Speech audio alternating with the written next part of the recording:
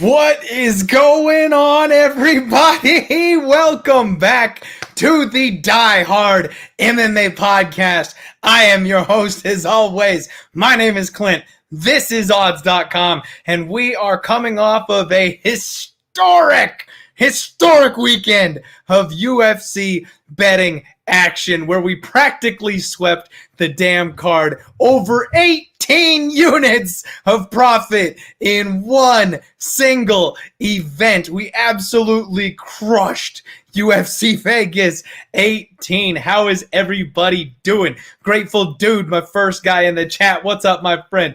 Ashley Wadey, let's get it indeed. Andrew Miles, Clint Dollars, diehard stimulus checks all around. SD Cruiser, the 7 units came through. They called me crazy.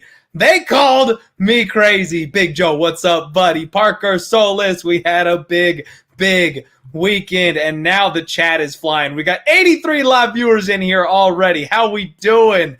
Tony C, Michael Louise, we've got Smith's MMA, Betting, Sever 333. That's a lot of reads, so I'm not sure how to pronounce it. Elijah, Rex Lee, Nigel Lee, MMA Sports Better, R-Centric, SD Cruiser again, Michael Wynn. We've got Joseph Newsom Bomb and Natch, Bill Withers. Too many names to handle. How is everybody doing today? I got to tell you. So the best thing about what I do, y'all are only ever going to get honesty and transparency from your boy. I have sat in this chair in front of you for weeks at a time. In fact, the last couple of weeks of 2020 and the first 3 weeks of 2021, I got my ass handed to me, and I dusted myself off. I got back in this chair, and I broke down the next card with you guys every single week. And you know what that means? I take my ass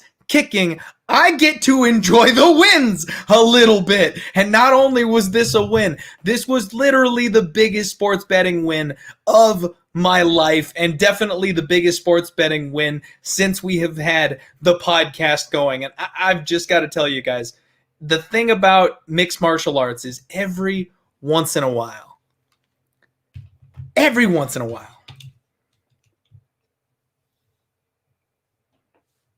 you're just living in the Matrix. Except it's not working. Dang it. There it goes. That was a whole lot less impressive because the background isn't moving for you guys. It's moving for me. It's moving on my end of things. All right. That was supposed to be, really funny and kind of cool, and it turned out I blew it. Sorry. All right, so the thing that we have to do as sports bettors, yes, we get to be excited. Yes, we get to be pumped up about our victories. But just like the defeats, we have to leave them in the rearview mirror. New war starts today. We're focused on UFC Vegas 8. Thank you to all of you who are tuning in for the first time today. Anytime we have those big explosive wins, we always get a bunch of new fans, a bunch of new viewers. So just know this is a sports betting podcast. I'm going to give you my reads. I'm going to tell you what I am betting on. We preach positivity, friendship, love, and bankroll management here. So make sure you don't bet anything more than you can afford to lose. That said, let's get on with the show. I've got a very special guest this week. Returning to the show is none other than Matt Holt himself. Matt, how you doing, buddy? Hey, Clint, how's it going? It is going pretty good.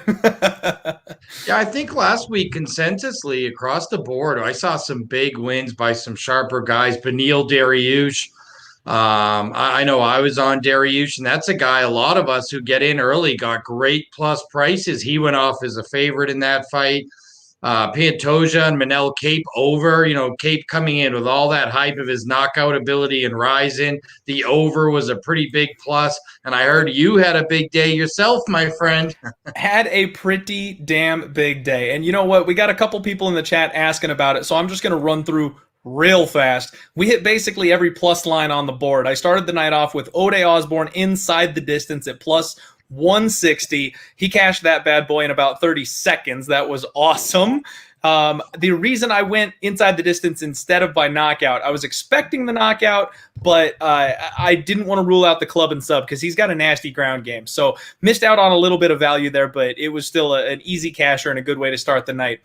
We got Sungwoo Choi at plus 200, Danilo Marquez at plus 200, which was just a gift. We had Laura Procopio at plus 140, Clay Guida at plus 185. The degenerate parlay finally cashed a 25-1 shot that we had a little sprinkle on. And then we had the biggest bet that I personally have ever laid down, 7 units to win for on Alexander Volkov in the main event. And boy, did Volkov look good in that main event. Look, he's asking for a title shot now, and it's hard to deny him. And look, if you don't match him with an elite wrestler, he's a hard time. I mean, he's a big-time challenge and a big-time problem for anybody who's going to try to strike with him. I felt like 175, 180 was disrespectful, Matt. I felt like he should have been a minus 300, and he showed that on fight night, that he absolutely should have been a minus 300 favorite. And, I think he's going to cause problems. The last time he fought Blades, I tweeted out a difference in the pictures. He's put on 20 pounds of solid muscle since he fought Blades. I think that night was an eye-opening experience for him. He always has had good takedown defense. He always has had a good get-up game, but he just wasn't strong enough. And he has fixed that. So I honestly would kind of love to see a rematch. And look, if that fight had gone 5 more minutes, Blades was in big trouble. Blades was on skates at the 5th round. It was incredible. Absolutely incredible. All right. Well, Matt, we are so grateful to have you here. Thank you very much for hanging out. Everybody in the chat, do me a favor. Smash the freaking like button into oblivion. I know last week's card didn't get as much love as I felt it deserved, but in hindsight, we need to hit that thumbs up for this week so we can pump this bad boy up. This is odds.com. Without them, none of this would be possible. Make sure you subscribe here on YouTube. And if you want to support me, the best way you can do that, head on over to odds.com. Make sure you click all the little links, check out the UFC tab, read my articles, all that kind of good stuff. It goes a long way. And for those of you who are wondering, I've always got some degenerate hockey action. So real quick, I'm going to let you know what I'm on. For those of you who care, Connor Garland for the Coyotes, over 2.5 shots on goal at plus 110. I love that spot. For the Canucks and Leafs, Quinn Hughes over 1.5 shots on goal. I like Oilers Senators Nurse to score a goal at any time at 5-1. We got him last time at 6-1 and we cashed it. I like Anders Lee to score a goal at plus 275. I'm on the Hurricanes, Columbus Blue Jackets over 5.5, and the Islanders. All right.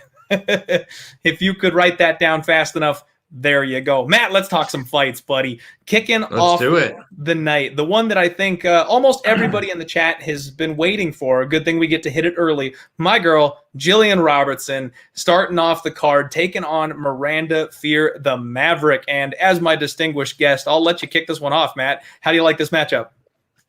Look, I lean Robertson here. I am not the biggest fan of Miranda Maverick. I still think she's a little bit raw. I mean, she has unbelievable athleticism, but at 5'3", she's also going to have a lot of disadvantages in the octagon. Disadvantages that may not have completely shown themselves in her win over Liana Joju in her UFC debut. But Robertson, 5'5", been in there with much tougher competition. We're talking about, although she lost, somebody who's been in there with Tyler Santos, Maycee Barber. She beat Courtney Casey, Paulina Botello. Julian Robertson's tough. And both of these women have similar styles in that they're okay throwing down, but at the end of the day, their bread and butter, their meat and potatoes is the ground game. Mm-hmm. And Robertson's bigger, longer, stronger. I think Maverick may have a little bit of trouble here. I wouldn't be surprised if she comes out on fire. And we always talk about MMA is a different developmental process than boxing. And in boxing, you can have a 23-year-old superstar because they're only learning one discipline, boxing. In MMA, it's rare that you have 23-year-old superstars because there's so many disciplines to learn. Jiu-jitsu, wrestling, defensive wrestling, Muay Thai, boxing, kickboxing, that it usually takes people a little bit longer, a little more fights, a little bit more training camps to develop that diversified skill set that you really need to be an elite fighter. Jillian Robertson has paid her dues with a tough, strength of schedule, and she's really getting better, I think, every fight. And I think she's a really live dog here around plus 150, and I lean toward Jillian Robertson. So, Matt, got to tell you, I feel like you hit the nail on the head here, and this is a spot that I've already moved in on. Unfortunately, that plus 150 spot is long gone. I got plus 125, and I'm locking in Jillian Robertson. The chat is going to cry simp at me. Everybody is going to say, you swore no simp bets. Well, my friend, this is not a simp bet. You hit the nail on the head. Jillian Robertson has had a really, really up and down road. We've seen it. She struggles in the striking, but she's an absolute monster on the ground. And this will be the first time in a bit that she's going to have a size advantage. Now, Miranda Maverick lit the world on fire. She's coming in here 10-2, but let's not forget, she's only had one UFC fight. One UFC fight. And like you mentioned, that was against Liana Jojua. Let me remind everybody, Liana Jojua is also a grappler, and her best path to victory is the ground game. If you go back and you rewatch that fight, Jojua was far more in that fight than she should have been, and never once did she try to take it to the ground. It was a one-round striking affair, and it got stopped due to a cut on her nose between rounds, a cut that she very easily could have continued fighting with, I might add. So, yeah, Miranda Maverick has looked good, but like you mentioned, Jillian has fought the killers of the division, and she's coming off of a loss to Talia Santos. Her stock has never been lower. Everyone saw her get grinded on for 15 minutes. She doesn't look like anything that we're used to anymore. Talia Santos is huge, and Jillian Robertson is going to have a significant size advantage over Miranda Maverick. On top of that, I went back and I did the tape study on Miranda Maverick. She does not have the wrestling top game that Talia Santos does. She gives up transitions. She gives up bad positions, trying to chase ground and pound and trying to chase submissions. There's going to be an open window of opportunity for Jillian to out-scramble this girl on the floor. And if you can get out-scrambled by Jillian, you can get your neck snapped, you can get your arm snapped, and Jillian could also just be the bigger, stronger girl and might be able to grind out her own decision victory here. I love Jillian Robertson, and one of the things that I talked about at the beginning of 2021, Matt, is I'm going to try and fade the hype. That's exactly what I did last week. There were three big, nasty underdogs that I rolled the dice on because the world said their opponents should be the favorite when they just didn't deserve to be favorites. And that's what's happening here. Jillian shouldn't be the dog in this spot. She's earned more respect than this, and I'm going to take that plus 125. And I think this is going to be a bit of a recurring theme here where we have the younger, more energetic fighter, more widely known fighter coming in and is likely to have success in the first round. Maverick starts. She's a whirlwind coming in there. She's a ball of energy coming out of the gate.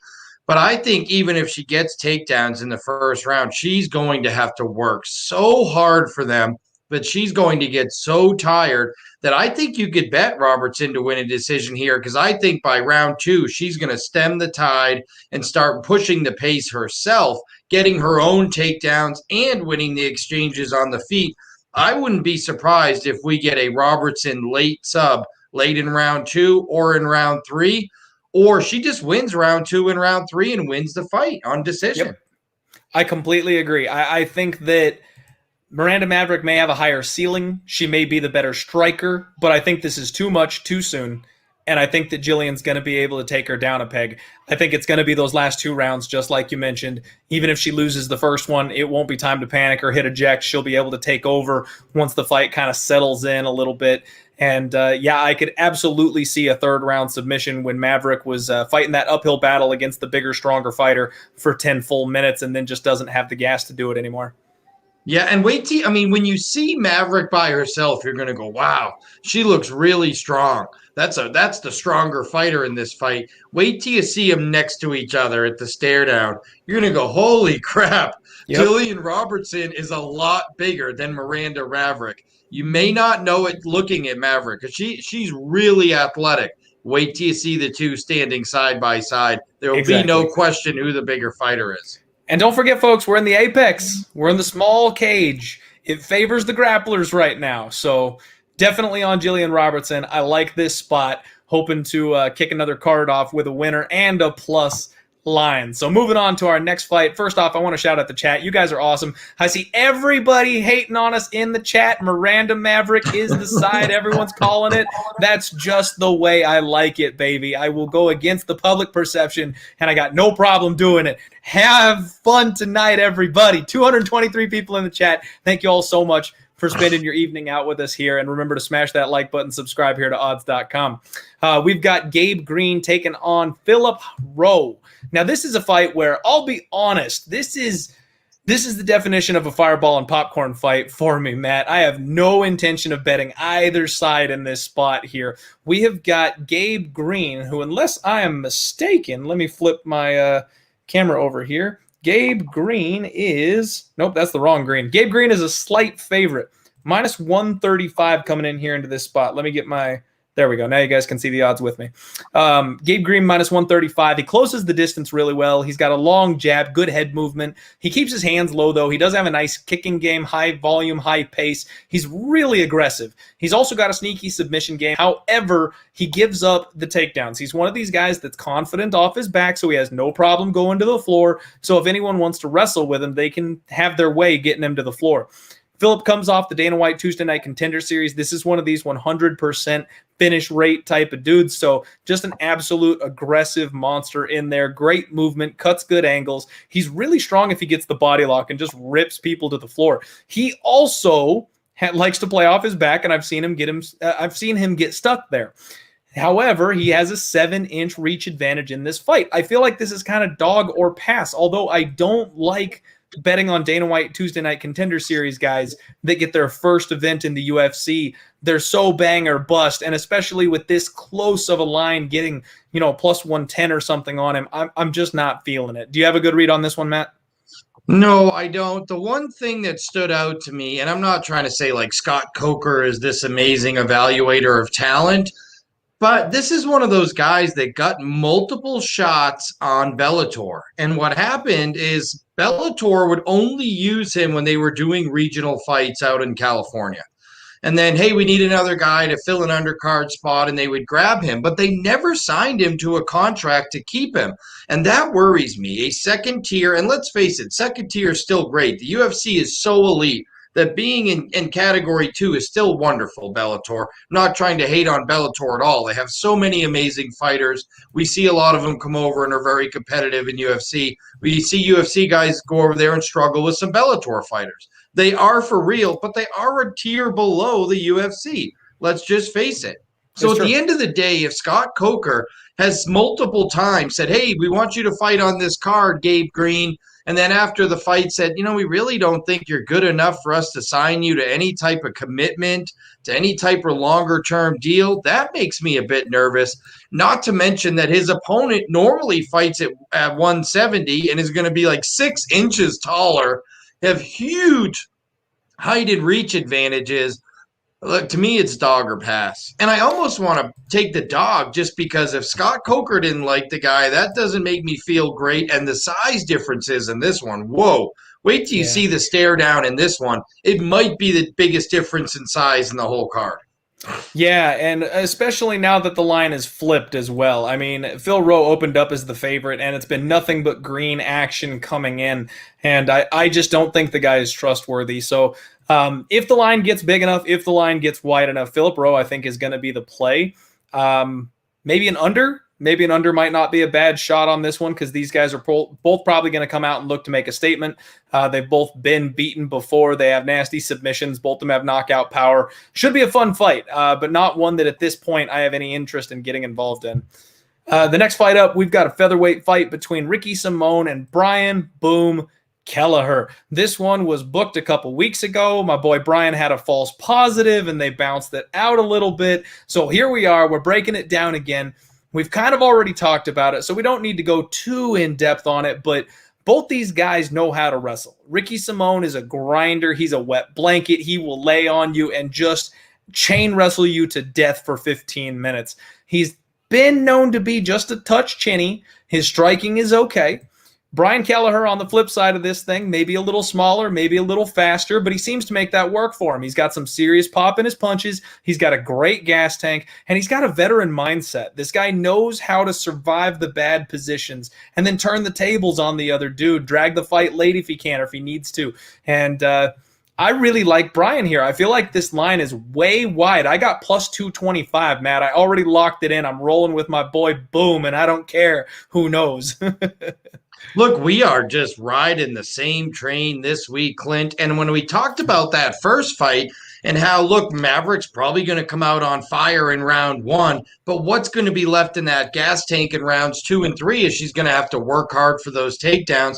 Doesn't this feel like the same fight? First of all, has Ricky Simón ever lost a first round? I don't know. I think he's won every single first round he's ever fought in his entire career, other than getting knocked out by Uriah Faber. Assuming it went the whole first round, I think he wins every first. But has he ever won a third round? He certainly lost the third round to Ray Borg in winning that split decision. This is a guy who gasses bad and who is on fire. He goes for big slams. He picks people up. His wrestling looks exciting in the early rounds because he always goes for the big slam and the big takedown, but he gasses badly. And if he doesn't get that early finish via rear naked choke or something early, and Kelleher is a veteran enough to avoid the submission game of Ricky Simón. Ricky Simón's a power submission game. Get you down with a big slam, lock in the rear naked choke because you made a mistake and allowed him to. He's not necessarily an elusive or elite level grappler or elite level submission artist. He is a power submission, power wrestling game, and to put all that power into everything, not surprisingly, he has gas tank issues. And what is Brian Kelleher known for? Surviving early rounds against different guys, rallying late in fights. Hunter Azure, who came into the UFC with a ton of fanfare, was putting it on him pretty good. What did he do? He weathered the storm. Wait till Azure obviously got tired, hit him with a huge straight left hand, put Azure's lights out. Odie Osborne, who ended up having an amazing performance last week, that win by Brian Kelleher really has started to age well. And at the end of the day, I don't know if it's an advantage for Ricky Simón to have fought 3 weeks ago. I know it's the new cool thing to go. Yeah, it's the cool thing to do now. But I don't know that that's great. We have seen it backfire for fighters in the past, making that quick turnaround, especially power guys that cut a lot of weight like Ricky Simón. I think there's a lot of reasons to back the underdog here. And I like Brian Kelleher. And I almost think that you can also maybe find some value betting him inside the distance because Simón gasses bad and Kelleher's power carries into the later rounds. And this one is a big-time lay price toward the over. They expect this fight to go the distance. And if you go Brian Kelleher by KO in round 3 or Brian Kelleher inside the distance, you might get a big payday on this fight. Yep. That you all know me. Any of you that have been hanging with me for a while, you absolutely know that I love my round 3 props, and Brian Kelleher round 3 is probably gonna be one. The dude's got pop in his punches. His gas tank is good to go. He carries that power late into the third round, and he's also got one of the nastiest guillotines you'll ever see. And Ricky Simón, I know a lot of people in the chat are unhappy about this comment, but he absolutely does slow down later in fights. And SD Cruiser comparing Simón to Stamen, my friend, I love you. I appreciate your support, but that is a huge difference. You're talking about Cody Stamen, a guy that's been fighting the likes of Aljamain Sterling and Jimmie Rivera. Like, he is knocking on the door of a top 5 slot, whereas Ricky Simón is a guy who got knocked out, eyes rolled back in his head against Uriah Faber, and he got beaten by Rob Font. Now, Rob Font has looked good recently, but a couple years ago when that loss came, it didn't look quite as good. And then he just got off beating an absolute bum in Perillo, who made his short notice UFC debut. This quick turnaround, I think, is going to be a problem. This quick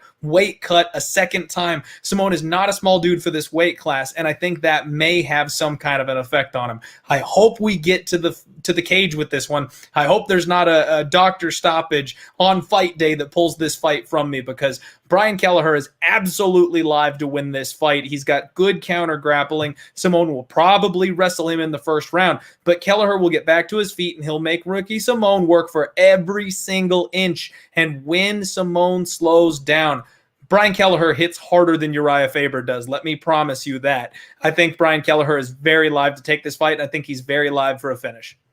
And I'm with you. Comparing Stamen to Ricky Simone is not fair. I mean, Cody Stamen was literally almost a fight away from a title eliminator fight. He was right there fighting some of the best guys in the world. And go back and watch that Cody Stamen fight for anybody who's saying, oh, they're the same guy. They didn't wrestle in that fight. Cody Stamen used his footwork and actually outboxed Kelleher. And it caught Kelleher off guard, as he expected Stamen to use that wrestling-based approach. Stamen didn't, and then Stamen ends up winning a competitive decision where he definitely outboxed him. He clearly wanted it. It was the best boxing display we've probably ever seen from Cody Stamen. But part of the reason it worked is nobody, including Brian Kelleher, expected it. Well, and Cody Stamen, I talked about this. His fight got canceled. I can't believe the poor guy didn't fight last weekend. He had 3 different opponents, and all 3 fell out from underneath him. I feel awful for the guy. I was going to lay the wood on Cody Stamen or parlay him or something, do anything I could to get money on him, because he's an incredible fighter, and people underrate how good his striking is. They underrate how elusive and how defensive he is on his feet. He's hard to hit, and his footwork is phenomenal. So it's a completely different matchup, and those are not tools that Ricky Simone has. He has to grapple. And Ryan Schmidt, my friend, great question. So I don't do fighter interviews often, but Boom is a podcaster type. He came on the show. He broke down a fight card with us. We'd love to have him back and do it again sometime. You're asking if I am biased at all because he came on the podcast. Somebody else asked me this before, and I said, I'm biased about 3% worth of my pick. Maybe 3. The rest of it, the other 97%, is me just betting the guy that I think is live at a line that is way too wide. When this fight first got matched up, I bet Brian Kelleher, and he was not a guest on my podcast at the time. It got canceled, and then Brian came on between the different re-signings of the fight. So I was fully intending to make a bet on my boy Boom, regardless of him coming on my show for this fight whenever it came around. Look, and I bet on Ricky Simone against Ray Borg. I thought Ray Borg was done on his way out of the UFC, was a blown-up flyweight who couldn't make weight at flyweight, so was forced to move to bantamweight. And again, it was the same. And look, and Ricky Simone won, but it gave me the same anxiety I had every single Ricky Simone fight I've ever bet, was that he was the guy fading. He was the guy with no gas tank at the 3rd round. He was the guy getting chopped up. And the one thing we know about Brian Kelleher, like him or not, yes, he's a gatekeeper. Yes, there's a lot better fighters than him, but he's hot right now. He's beat 3 guys who have turned around and won fights who are really good. Look at Brian Kelleher's last 4 fights. He might be on one of the best runs of his career. And in the 3rd round, if you ask me, who's going to be the guy rocking forward? It's Brian Kelleher.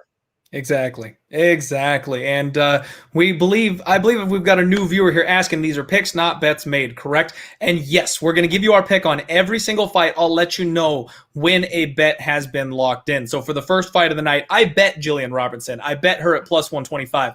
I bet my boy Brian Kelleher. I bet him at plus 225. That middle fight in there, I lean to Philip Rowe. I'm not betting that one. I believe he's going to win the fight, but so far I haven't bet it, and I have no intention of doing so. If you're new to the show, give me a follow over on Twitter, at Diehard MMA Pod. That's my handle. I will tweet with big, red flashing light emojis anytime I make an official pick. And I actually just started a new hashtag that I probably should let the people know about just in case. And it's, let me find my own hashtag here so I don't say it wrong. Hashtag diehard picks. That way, if you just click that hashtag, all you're going to see is a thread of me making my official bets. That's all that's in that hashtag, so it makes it easier for everybody to follow and see what I have put my money on each card. And if anybody asks me on Saturday morning, I'm happy to tell you everything I bet. And I will have bet almost every one of these fights we talk about. I don't miss Same that. here. The action piles up as the week goes on for me. I'll make one or two that I feel like I need to beat the line move and get in early on. And then over the course of the week, I think about it and I stew on it. And then the weigh-ins come and I'm like, okay, I got 5 more picks to give. Let's go. We just call it a diversified portfolio that grows throughout the week. We're investors, right. man. All right. Next up, we got a women's strawweight fight. Viana taking on Mallory Martin. Matt, I'm going to go ahead and let you head this one off. How do you feel about this matchup? I'm not sure. This one, just like the Gabe Green fight you were talking about, where you didn't, really know how you felt about that one. I like Rowe a little bit. I'm not sure how I feel about this one. At the end of the day, maybe I was higher on Viana than I should have been. And she looked good again in her last fight, but she has. I mean, that Hannah Cyphers loss looks really bad now, and the JJ Aldrich loss as well. Those are 2 fighters both gone, I believe, from the UFC. Cyphers certainly gone. I do like the fact that she rebounded. She fought in August, so she's been pretty active after a year off. Viana's been active at least.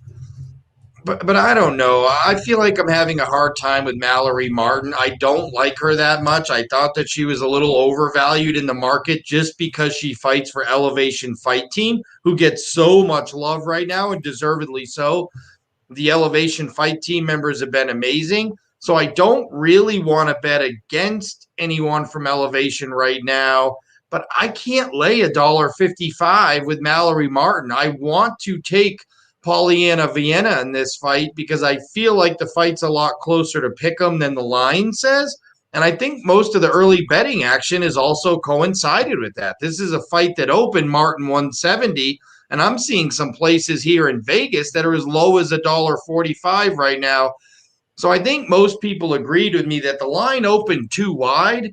But now I wonder if 145, it's gotten to where maybe it's supposed to be, and I missed the boat on the really good numbers. I kind of feel you there. Oh, shit. The legend himself, Gas Station Sushi in the chat. Thanks for hanging out, buddy. You know what? I felt like pre-tape. Now, you guys all know I got to do my research. I got to do my tape study. I got to dig into the numbers and get all the statistics I can find. And I was itching to pull the trigger on Viana. As soon as I saw this open up, as soon as I saw the line, I was like, oh, I know I'm betting Viana.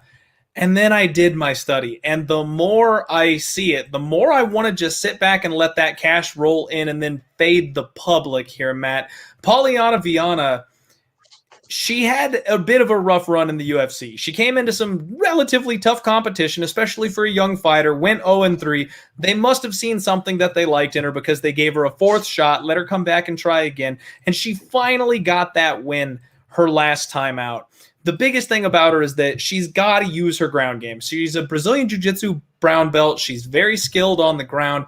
She does have nice movement on the feet, and she knows how to fight long. She's got a front kick that she uses to kind of keep the distance, keep the range. She's huge for the division, but she always accepts the bottom position. Yeah. She is more than willing when the distance get close. She's exactly one of these fighters I talked about before that just flops to her back. Now, you mentioned Mallory Martin coming out of Elevation Fight Team. I love Elevation Fight Team. I am guilty of, puffing up Elevation Fight Team all I possibly can. She's one of these hard-nosed grinder wrestlers. She punches her way inside to close the distance. Really strong in the clinch, good body lock, good takedowns, knees from that position, nasty guillotine choke herself, but she's got really solid submission defense and a good get-up game. And when she's the one on top, she's got a really strong top game. And when I looked back at her fights, even though I don't remember being overly impressed with her, her only 2 UFC fights were Hannah Cyphers and Verna Jandiroba. I forgot. Now, in Verna's last fight against Mackenzie Dern, I was all over her. I am more than impressed with Verna Jandiroba, and watching the Mallory Martin fight with her, that was a very competitive fight. Mallory Martin survived those scrambles. She survived all the defense, all the submission attempts. She was able to get her wrestling going a couple times. She was just too small, and Verna was a better wrestler, and that led to her getting tired, and she ended up getting choked out by a high-level black belt in Verna. There's no shame in that loss in her UFC debut. Talk about jumping into the deep end both feet. That was her first fight in the UFC. Then she got brought in against Hannah Cifers and choked her out. I mean, she has shown us already that she belongs here, in my opinion. And then when I went back and I watched Polyana, she got her arm snapped off by Veronica Macedo, who I personally like Veronica Macedo, but she's a weight class she's one of these women who doesn't have a home. You know, she belongs at 115, but we only have 125 in the UFC. Or I'm sorry, 105. She belongs at 105, and we only have 115. She's too small, and she was able to out-scramble Polyana Viana and snap her arm off immediately. And in that Hannah Cifers fight, she lost a split. Maybe she should have got the nod there, but she got hurt a couple different times. And the same thing in the JJ Aldrich fight. I'm just not sold on Polyana Viana. I don't know that she's necessarily a thing. And I think Mallory Martin, she talked about she's been plagued with some injuries and stuff like that, and she's healthy for the first time in her UFC career coming into this fight. I think she's just going to be too much. I think she'll get in on those hips. I think she'll body lock her to the floor. And this is women's MMA, folks. That arm bar from guard is always a possibility. But I see Mallory Martin grinding Viana out, or maybe even getting a late finish herself, just because she's got the skill set to do so. And I don't know that Viana's got much of an answer for it. So I don't really want to lay chalk with Polyana or with Mallory Martin. So from a betting perspective, I'm probably going to pass on this one. But if I had to make a bet, I'd have to side with the favorite. What about Mallory Martin by decision? Maybe we could turn that minus 150 into an even money or plus money situation, because I don't see how Polyana wins a decision here. Actually, that's a very good point. If as far as win conditions go, she doesn't have much of a path. Yeah, it's plus 115. So yeah, maybe that's the right way to bet this fight, because I certainly agree with you that it feels like she's probably going to grind her out, and it feels like if someone's going to get a surprise finish, it's Polyana, who is really long. So when somebody's that long, she could land a front kick or a head kick from distance. I know it seems unfathomable to people that have watched her fight, but she certainly has the ability, and if someone's going to throw up an armbar or something from the bottom, it's Polyana. So she's probably the one that's going to get a finish. Mallory Martin's going to be the grinder here. I feel like if you like the favorite, why not take a small plus by decision?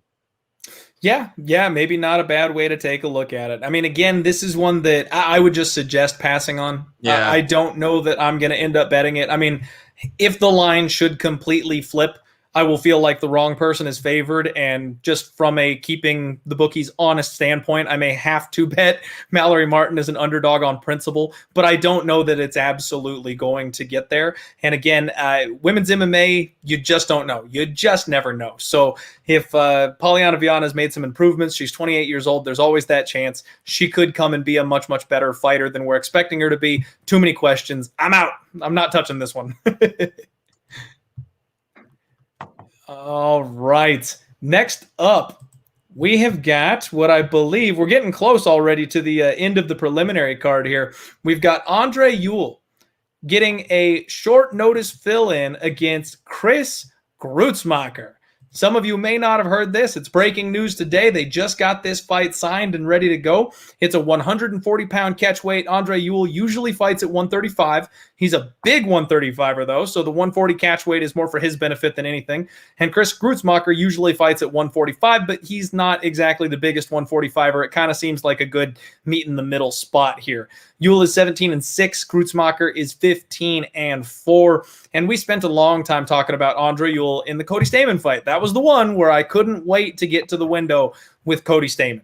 This guy is a phenomenal first-round fighter. Good counter striker, big, tall, long for the division. He can hurt people with his counter shots, but he doesn't have the best gas tank. At the end of round 2, in every single one of his fights, Andre Ewell starts to slow down. And in round 3, he's really a shell of himself.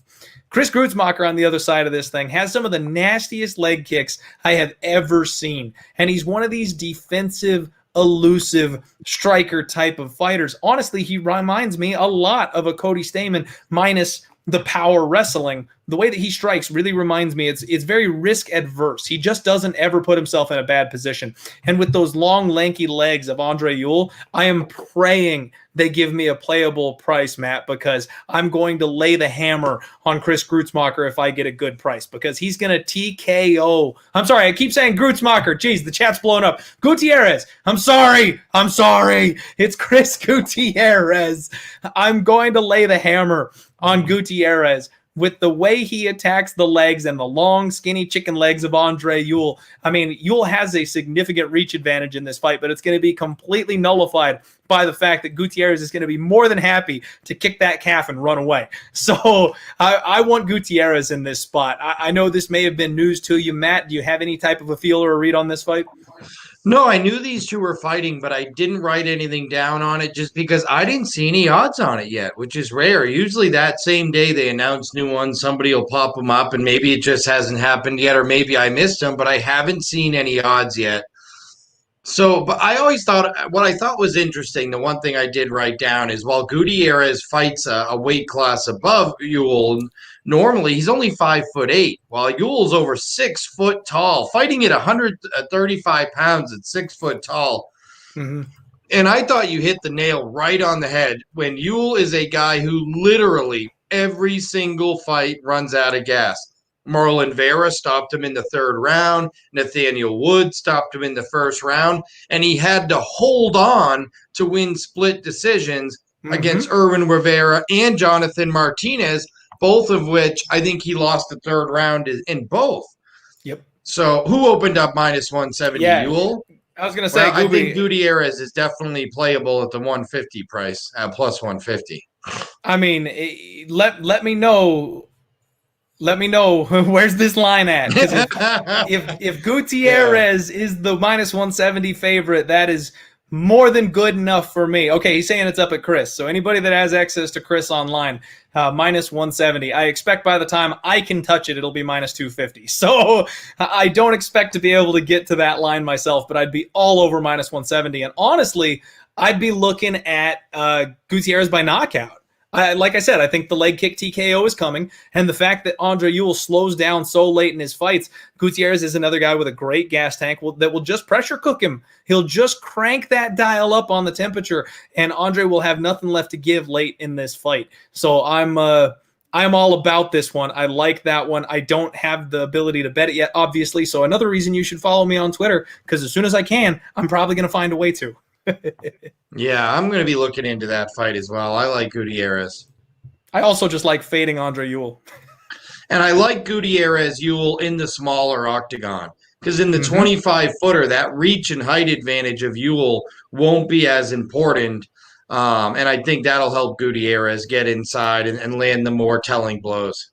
And Andre Ewell is not much of a grappler. You know, we talk about the small cage favoring the grapplers and stuff like that. His whole game is to stay at range and counter strike and pick his opponents apart and, you know, do that kind of a thing. I don't see if he panic wrestles, if he suddenly starts shooting for takedowns on 80% takedown defense, Chris Gutierrez, that fight's in the bag. So if he is forced to wrestle, we've already won. Yeah, agreed. I like that fight for Chris, and I like it a lot. All right. So just for anybody tuning in, we have 350 live viewers on a Monday night. Thank you all so much for hanging out. This is the Diehard MMA podcast. My name is Clinton. This is odds.com. Our esteemed guest is Matt Holt, joining us, the president of U.S. Integrity, cutting some time out of his day to spend some time talking fights with us. And we're almost all the way through the prelims here. Welterweight fight coming up next, a really, really exciting one. Belal, remember the name Muhammad, 17-3, taking on Diego Lima, who is 17-7. And this one is just the big chalky favorite here on the card. We've got Belal Muhammad, who is sitting right around, where'd he go? Minus 345. He's as high as 380 in some places, plus 285, plus 255, the comeback on Diego Lima. Man, this is one of those spots where I feel like the line is just a little bit wide.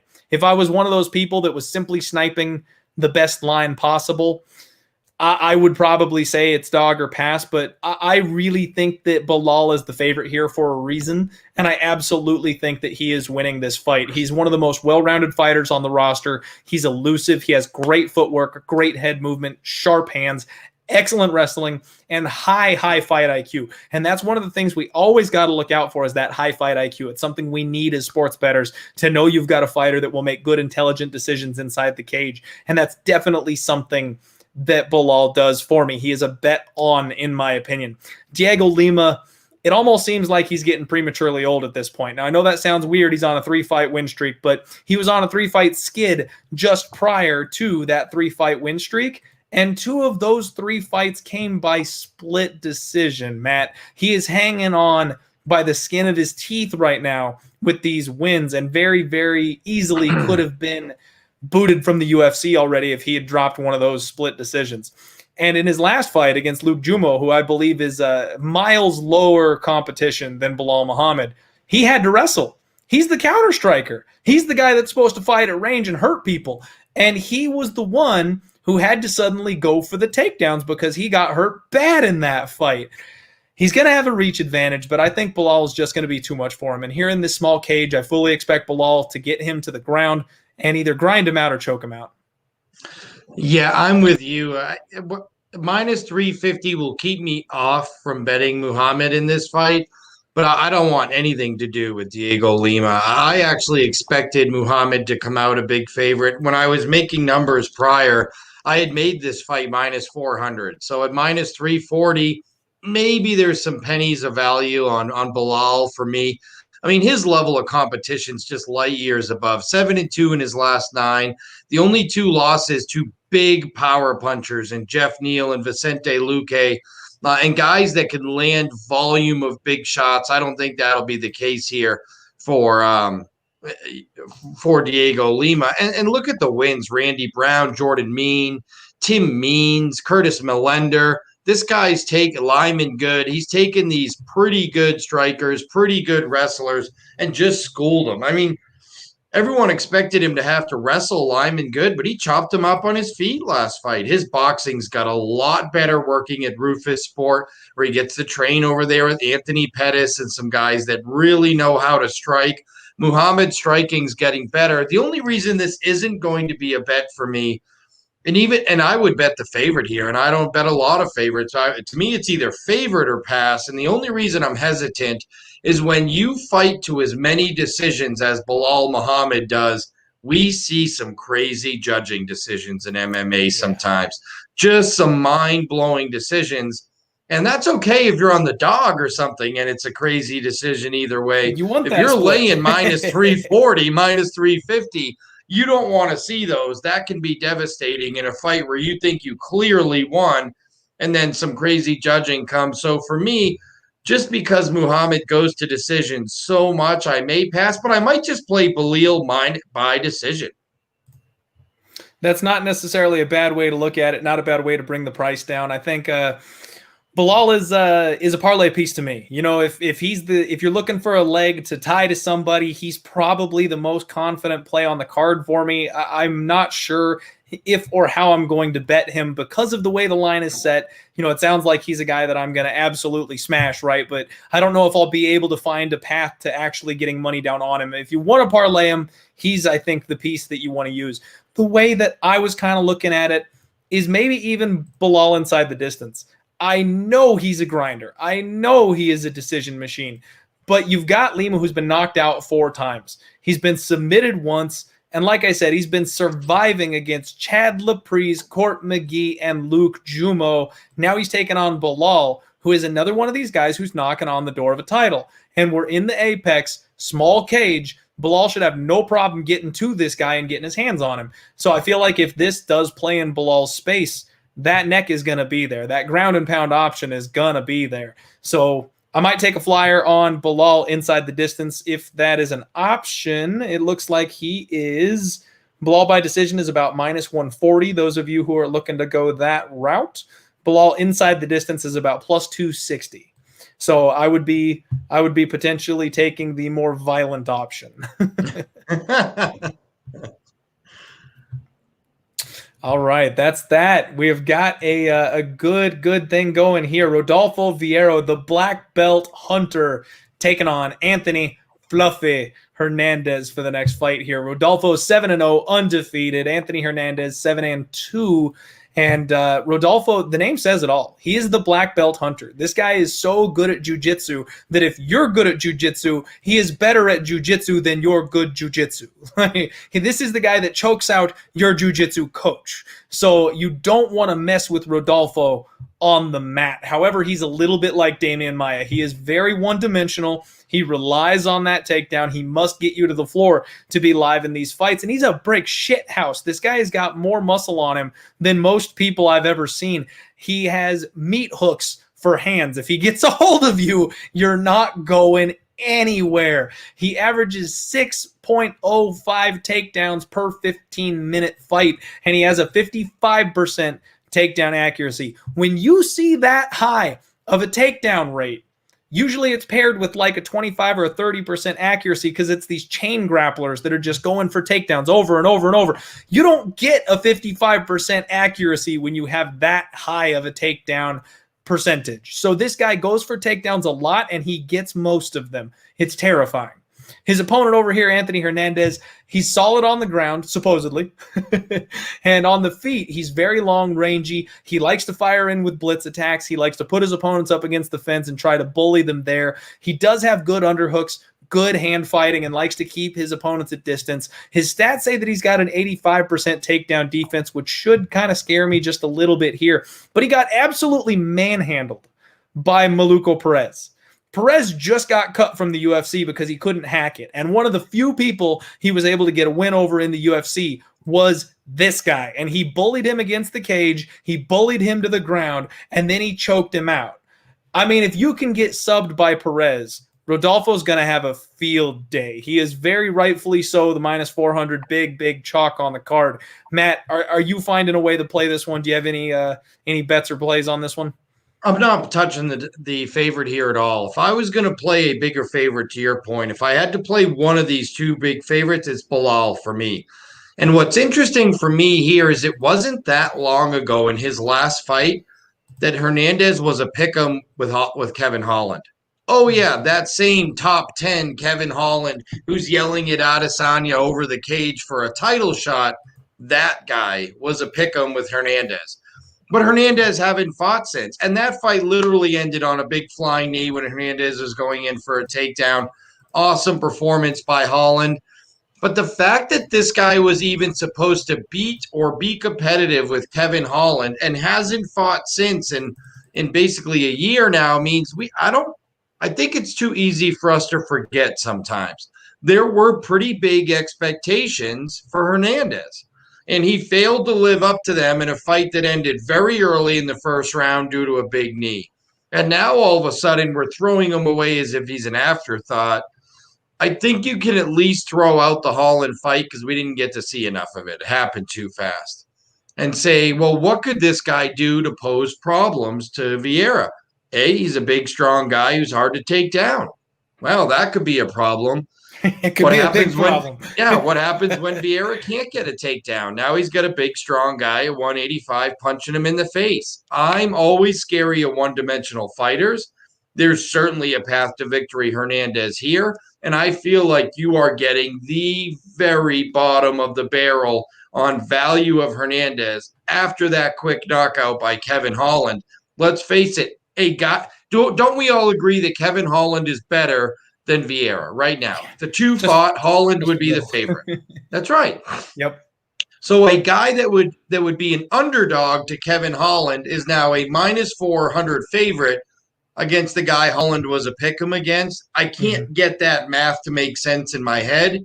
So for me, it's dog or pass. I can totally respect that, and I understand that thought process. This is one of those ones that's going to end up being a pass for me. You mentioned if you had to bet one of the big favorites, you'd take Bilal. Same thing. Yeah, I would put Bilal in a parlay in a heartbeat. No problem. I am not parlaying Rodolfo Vieira because if he does get out of that first round, he's not the same man. So I can't necessarily trust that he's going to automatically win via first round submission, and that's just going to be that. It's the easiest bet on the card. We've seen several fights very recently that have been listed that way, and it just hasn't happened. Mike Rodriguez was supposed to knock out Danielo Marquez just on Saturday in the very first round and make it look easy. That did not happen. Khalil Roundtree was supposed to be an easy coasting first round knockout. It was even money, Khalil Roundtree, in round 1. And that was the exact opposite of what happened. Here we are again. Rodolfo Vieira is supposed to sub this guy in round 1. I've seen 2 of those miss already. I'm going to watch this one. I kind of hope Rodolfo Vieira does get the round 1 submission because I'm watching this man very, very closely. The day will come when we will get a very pretty price tag to fade him. I personally don't think that day is Saturday, but it's coming. And this is a beautiful live betting spot, folks. If you have access to live betting, we don't talk about that enough on the show because I really don't do much of it. If he gets out of round 1, if Anthony Hernandez is able to defend takedowns, keep this thing on the feet, survive until that very first bell, you're probably going to get either the same or a better price tag on him. And I would hit him at that point because Rodolfo just isn't the same man once he gets to round 2. I agree. I completely agree. I think there's too many question marks about the all-around game of Vieira to lay that big of a price. And I'm not saying I want the dog right now, but it's got to be dog or pass for me. You are buying one fighter at the top of their stock price, one guy at the very bottom of their stock price. That's not a very sound investment. There's no way I'm laying minus 400. Matt, if Rodolfo Vieira was GameStop, I would not be buying at $450. No, I'm going to wait until it crashes back down to about 60 before I get some stocks. Or I guess I should say stonks. All right. It is the main event of the preliminary card. 2 fighters we are exceedingly familiar with. Both of these men have ruined my nights on several occasions, both for and against. The UFC legend Jim Miller, 32-15, one of the most experienced fighters on the roster, taking on Bobby King Green, the perennial favorite that just never quite looks like one, 27-11. This one is very, very simple for me, Matt. Jim is one of the easiest fighters to cap, in my opinion. He's got a slick submission game. His stand-up is okay. But he's getting older, he's got a bad cash tank, and he's not as durable as he used to be. I've labeled him as a round 1 sub or bust. Every fight he's been in for the last God knows how long, if he doesn't finish them in the first round, he either gets finished late or he gets ground out in a decision because he just can't keep up that pace for as long as he needs to. Bobby Green, on the flip side of this thing, is just as easy to handicap. He's got excellent submission defense, pretty solid wrestling. He's a great striker, but he doesn't hit hard enough to put people away. He fights to the level of his opponent, and he has some of the worst fight IQ I've ever seen. I've trusted this guy with money before, and I've lost it on him over and over and over because he just makes some of the dumbest decisions in the cage I've ever seen. Bobby Green, once again, is established as a minus 270 favorite. And I have to agree with the line because someone who is round 1 or bust is not going to do well against a guy like Green who's got a brick head, he doesn't get knocked out easily, who's got excellent submission defense, and is capable of going 15 minutes on the feet about as easy as it gets. I mean, he'll be riding a skateboard in there. It's just fun for him. If Jim doesn't get this guy to the floor and snap his arm off in the first 5 minutes of this fight, he's going to get beaten up. And I think I'm going to go back to Old Faithful. I have bet this prop, I think, 4 times, and I have yet to hit it. I'm hitting it on Saturday, Matt. Bobby Green in round 3. I'm not going to trust this man in a parlay at that price tag. I'm not going to lay the giant wood on this man and disrespect Jim Miller because I did that once, and of course that's the fight that Jim won via first round submission. So I'm thinking Bobby Green finally gets that elusive knockout, and he finally gets it late in the fight when Jim Miller just cannot keep up with this man's pace on the feet anymore. So if anything, I'll be putting a half unit on Bobby Green by knockout. We should get a nice big plus number for that because he doesn't ever knock anybody out, and we'll probably get somewhere in the ballpark of 15-1 on that round 3 prop, and that's probably all I'm going to do. Yeah, this one's a little tricky for me. I might even pass. I'm with you, everything you said. But I thought that the from Hell Pichel fight, the last one for Jim Miller, just showed that at 37, he doesn't take shots that well, and he cannot stand and trade with anybody. But his wrestling and submission game is still as amazing as ever. You know, I sort of wish for Jim Miller that period of time that he was fighting with Lyme disease and didn't even realize it, that they could have figured that out quicker, because I think his career might have looked a little different. We might have even seen Jim Miller in title fights, because he went through it. He did. He lost a lot of good years, but now he's almost 38, and that age doesn't translate well when you're in lighter weight classes. You need that speed, and he was never known for his power, so it's not like he could be a power guy hanging on. But Bobby Green just loses split decisions like it's his job. I mean, I just don't know. It is unbelievable. He fights to the level of his competition. He makes fights way too close. He doesn't need to, and the last fight, which I think he got robbed on against Thiago Moises, I had Bobby winning that by a country mile. He decided to take Moises down. He engaged in his opponent's strength for no reason in the 3rd round of a close fight. He deserved to lose that damn split decision because of his own dumb choices. And look, before that Moises fight, and to your point, you could make a case that Bobby won that fight. I think he did too. He was actually maybe on one of the better runs of his career. Beat Clay Guida, beat Lando Veneta, and what was a pick'em fight with Lando. You know, came back and finally got Alan Patrick done for sure this time. I don't think we'll be seeing too many more Alan Patrick fights, but that was 3 in a row, and Moises would have been 4 in a row. And Moises was a guy coming in with momentum after beating Michael Johnson. So Bobby just finds ways to lose fights, and it's so disappointing. It's hard to watch sometimes. It is. I don't know how he loses this fight, because I think he's really hard to submit. By the way, you want to know how tough Bobby Green is to submit. For a guy who fights all the time, 3 or 4 times a year, he hasn't been submitted since 2009 versus Joe Lozon. 2009, 12 years since this guy lost a fight by submission. I don't think Jim Miller is going to be able to do it here, because I just think Bobby Green's submission defense is so good at this point in his career. So then how does Jim Miller win the fight? I don't know, because Bobby Green doesn't know how to finish fights. That's the only way. Yeah. Yeah. I think you can lay it with Bobby Green here. I think you can actually parlay Bobby Green and Belal Muhammad. I don't hate that, and I actually kind of looked at it myself after the last time. So, Matt, I'm coming off of the biggest score since I started this podcast. The one before that would have been Bobby's last fight night. I was primed for a gigantic night, but it was all tied into Bobby Green. I had Bobby Green in a big parlay for the night. I had a Hail Mary parlay that had, I think, 8 legs on it that came down to Bobby Green. And the fact that he lost that split decision, my night went from being epic to, I think, being like a -1 unit loss. Like it was that big of a swing because he had all my big bets tied into him. And that's the night that I said, I'm never parlaying Bobby Green ever again. If it wasn't for that last one, I would totally do it because I think he's the rightful favorite. I think he should handle Jim. But again, I've gone against Jim a couple times before. And when I do that, every once in a while, he shows up in that first round. So I'm saying Bobby Green. The pick is Bobby Green.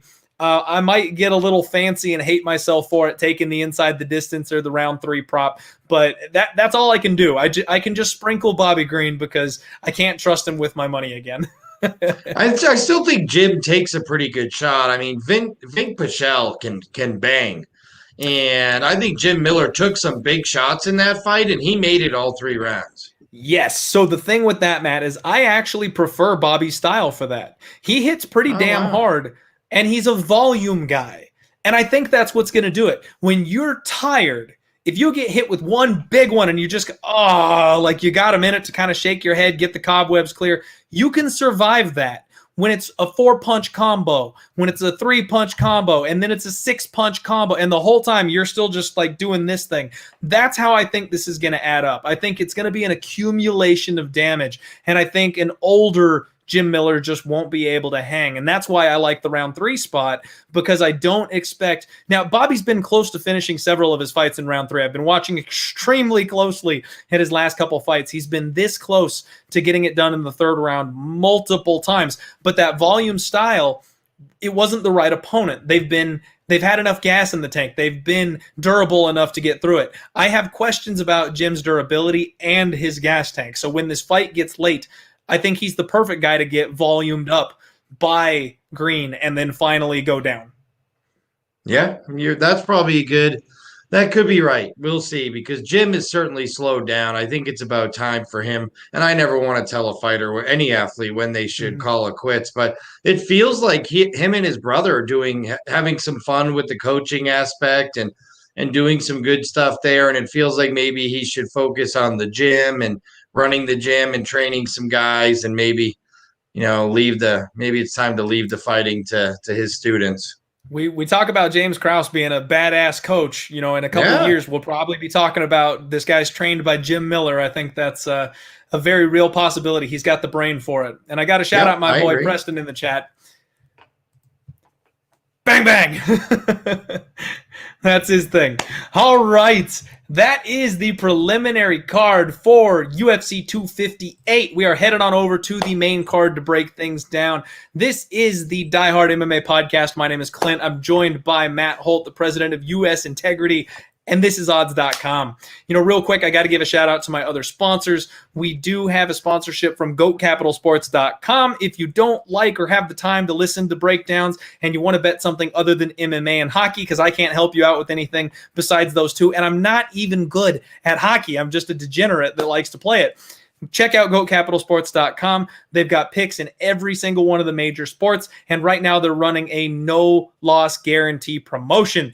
If you buy their picks for the week, they will refund you at the end of the week if you have lost money betting on their action. So you're guaranteed to win or at least get your money back. Check out goatcapitalsports.com. And yes, do me a favor and smash that like button. All right. First fight of the night, we've got Maki Pitolo taking on Julian Marquez. And this is a fight that is really, really interesting to me, Matt, because I don't know why, but I have this really weird soft spot for Maki Pitolo.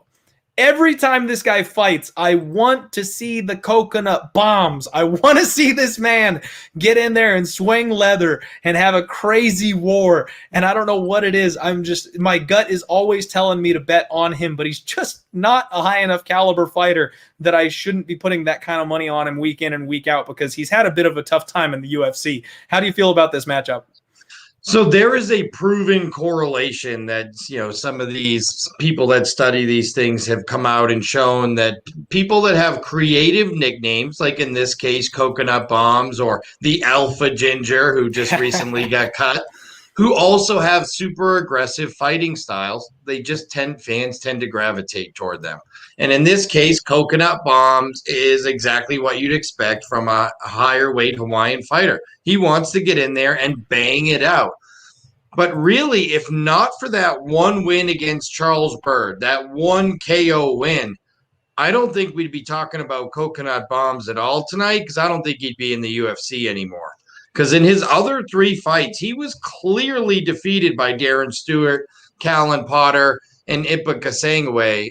I'm not sure how good Pitolo is, but on the other side, I don't like betting guys off of long layoffs. And when we talk about creative nicknames, how about Julian Marquez, the Cuban Missile Crisis, who had that amazing head kick KO of Phil Haas on Dana White Tuesday Night Contender Series, which basically was maybe the most famous kick in the whole history of Dana White Contender Series, period, and then came in and choked out Darren Stewart, who's a pretty tough guy, before losing that split decision to Alessio De Chirico about 18 months ago. The problem is, what Julian Marquez are we going to get 18 months later? And I do think the margin is a bit wide here. The one thing Pitolo has going for him on his side is activity. I mean, he's been an active guy. He's been fighting a lot lately. You have to like the recent activity. Where I'm thinking that I may lean on this fight is under 1.5 rounds plus 155. Both of these guys are going to come out and trade. I mean, that's just their styles. They get after it. It's the smaller octagon with the 25-footer in Vegas, so that's going to force that engagement between two guys that already want to throw the bleep down. I think Coconut Bomb's only shot in this fight is to get a knockout over a potentially rusty Julian Marquez in the Cuban Missile Crisis, and we know Marquez is a finisher, 6 knockouts and 7 wins.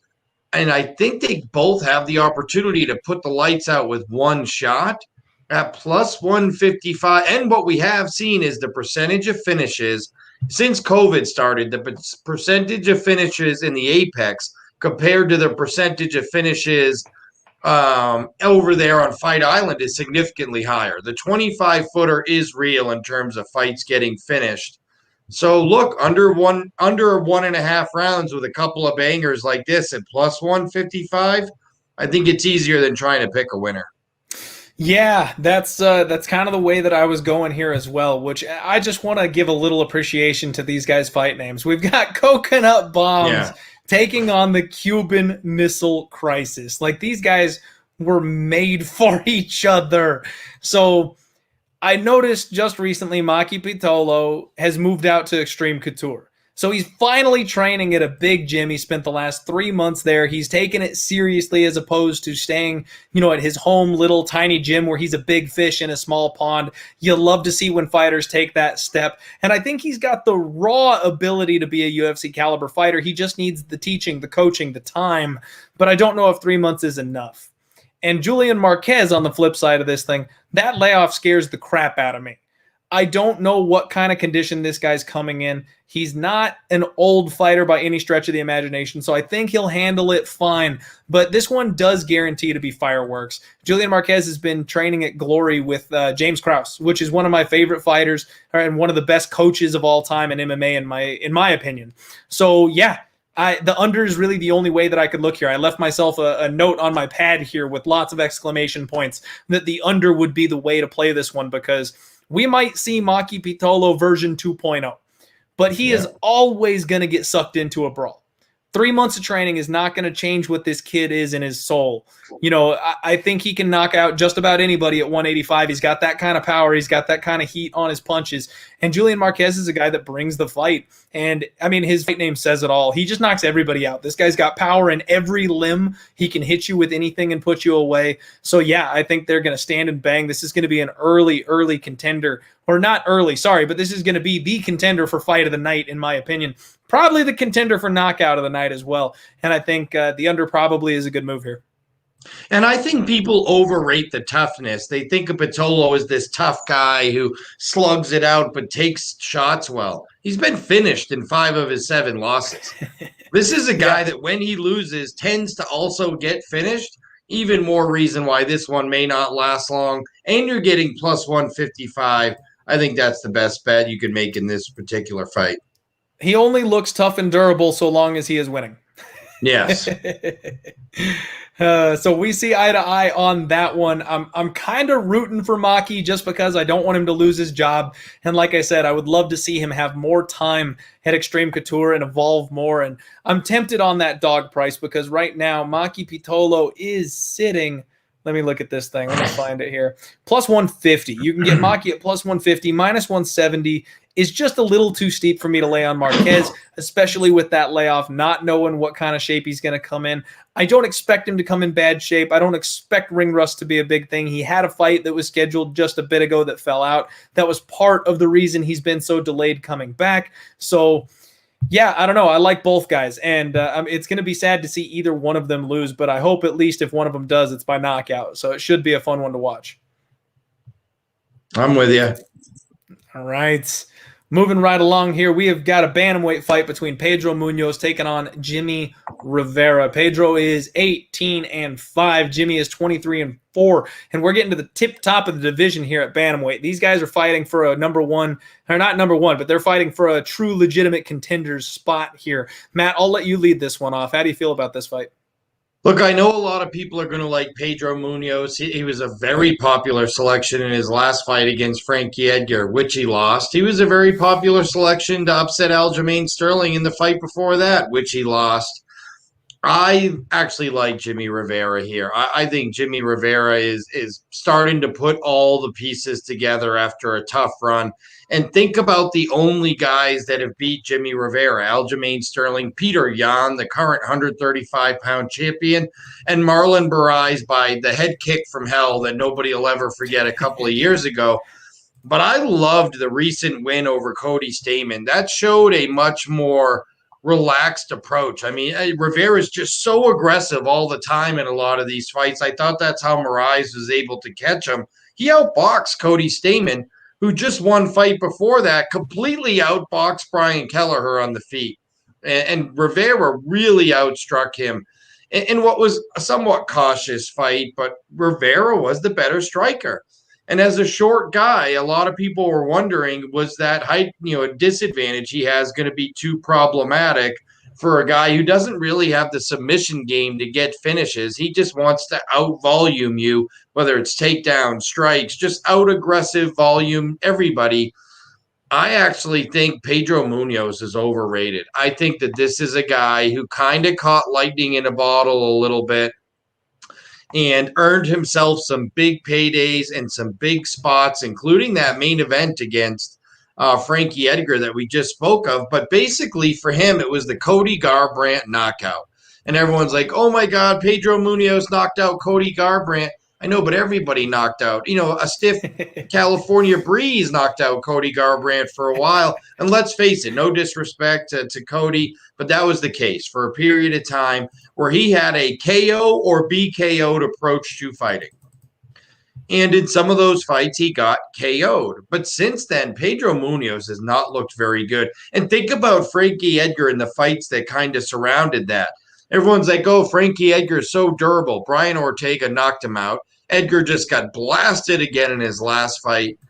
Yet Frankie Edgar, at a time in his career where he's not beating too many guys, was able to handle Pedro Munhoz. And Aljamain Sterling just toyed with him, I thought. I think that maybe that one knockout win, and it's easy for this to happen in combat sports, where you remember this big, devastating, awesome victory, and then, wow, this guy must be really good. But at the end of the day, I think because of that big win over Cody Garbrandt at the time, who was a big name still at the time, I think Pedro Munhoz's stock got a little bit inflated, and now I think it's back down to where he should be. I do think that Jimmie Rivera should be favored in this fight, and I think it should be between $1.30 and $1.50, which is right where it is now. Now, if it continues to climb a little bit, I don't know that you want to lay more than $1.40 here. But I think it's about evenly priced, and I think if it goes down a little bit and you can get Rivera minus 130, I think he's going to win by decision. And I do think Pedro Munhoz is tough enough that he's probably not going to get knocked out by a guy who doesn't knock anybody out in Jimmie Rivera. So if you like Rivera, again, why not play Rivera by decision and turn it into a small plus? There's very few people out there that you're able to completely eliminate the other win conditions. Yeah. Jimmie Rivera is one of them. I like to not do that because you never know when someone's going to land a slick submission or have, a really good Muay Thai session out at Tiger and suddenly be a beast on the feet and land a head kick knockout. You're never getting that from Jimmie Rivera. This man is who he is. He's going to grind. He's going to do what he's going to do. But Matt, you and I finally have a fight that we disagree on here. I actually locked in a little bet on Pedro Munhoz. I've got Munhoz at plus 120, and I'm one of those people that feels a little higher on Pedro Munhoz, I think, than he gets credit for. I feel like that last fight against Frankie Edgar could have easily gone his way. He went 5 rounds with one of the greatest of all time, and he hung in there, and he did the damn thing. And that was a really great spot for Frankie. Frankie has belonged at 135 his entire career, and it was the first time he fought an opponent who he had a reach advantage over. like in the last 6 years. It was the first time he finally fought somebody who was his size or smaller, and his ability to maintain the distance, I feel like, kind of cut a lot. But if you remember that fight, out. Munhoz was minus 250. You expect certain types of performances from minus 250 favorites. In watching that fight versus Edgar, just now, if you watched it again, you would never guess that Pedro Munhoz was a minus 250 favorite. I do agree with that, and that's why I did actually, I bet Frankie Edgar that day. I felt like the line was wide. I thought it was a bit disrespectful, but this is a spot where it's kind of going the other way. Maybe I shouldn't be, but I'm surprisingly low on Jimmie Rivera. He's one of these guys that I feel like is just never quite going to get there. And I feel like when you get fighters like this, I mean, I know he's been fighting the cream of the crop, John Dodson, Marlon Moraes, Aljo Sterling, Peter Yan, but it becomes apparent that you're just not going to get that strap. And then eventually there's a steep drop off because they just don't have it anymore and they know they're never going to get it. And I feel like that is coming for a guy like Jimmie Rivera, who's had a lot of professional fights. Pedro Munhoz has really, really good takedown defense, and he's got almost a Justin Gaethje-style calf kick that I think is going to cause some problems for Jimmie Rivera. I think Pedro Munhoz has better offense than Cody Stamann does, and he's got a similar takedown defensive style that he should be able to skirt and move and not just get blanketed by Jimmie Rivera. Now, don't get me wrong. This is a slight underdog. This is a very close fight. Jimmie Rivera could come and take this guy down, put him in a corner, and just lay on him for 15 minutes. That's absolutely possible. But I'm more than willing to take the shot on the dog here. I think that Munhoz can use his side-to-side movement. He can use those calf kicks. He can land some power shots that might rattle Jimmie Rivera just a little bit. And then when they go to the ground, let's not forget, Munhoz has a nasty submission game on him. That guillotine is going to be an option. It's going to be there the entire fight, and he likes to play off of his back. So somebody like Stamann, who went wrestle for wrestle with Rivera, just got overpowered. Someone like Munhoz, who's going to play the jiu-jitsu and then find a way back to his feet, I think he's got an opportunity to go ahead and squeeze into this fight. Plus, it's only 15 minutes. He's not scared on the ground. He's not scared on the feet. If he does more striking than Rivera, which I expect him to, I think this is going to be a very close decision when it gets to the judges' scorecard. So I took a little shot on the dog, and it's one that it's not my most confident pick on the card. We'll say that. But I do like Pedro Munhoz here. We'll see. I mean, I respect it. I respect that.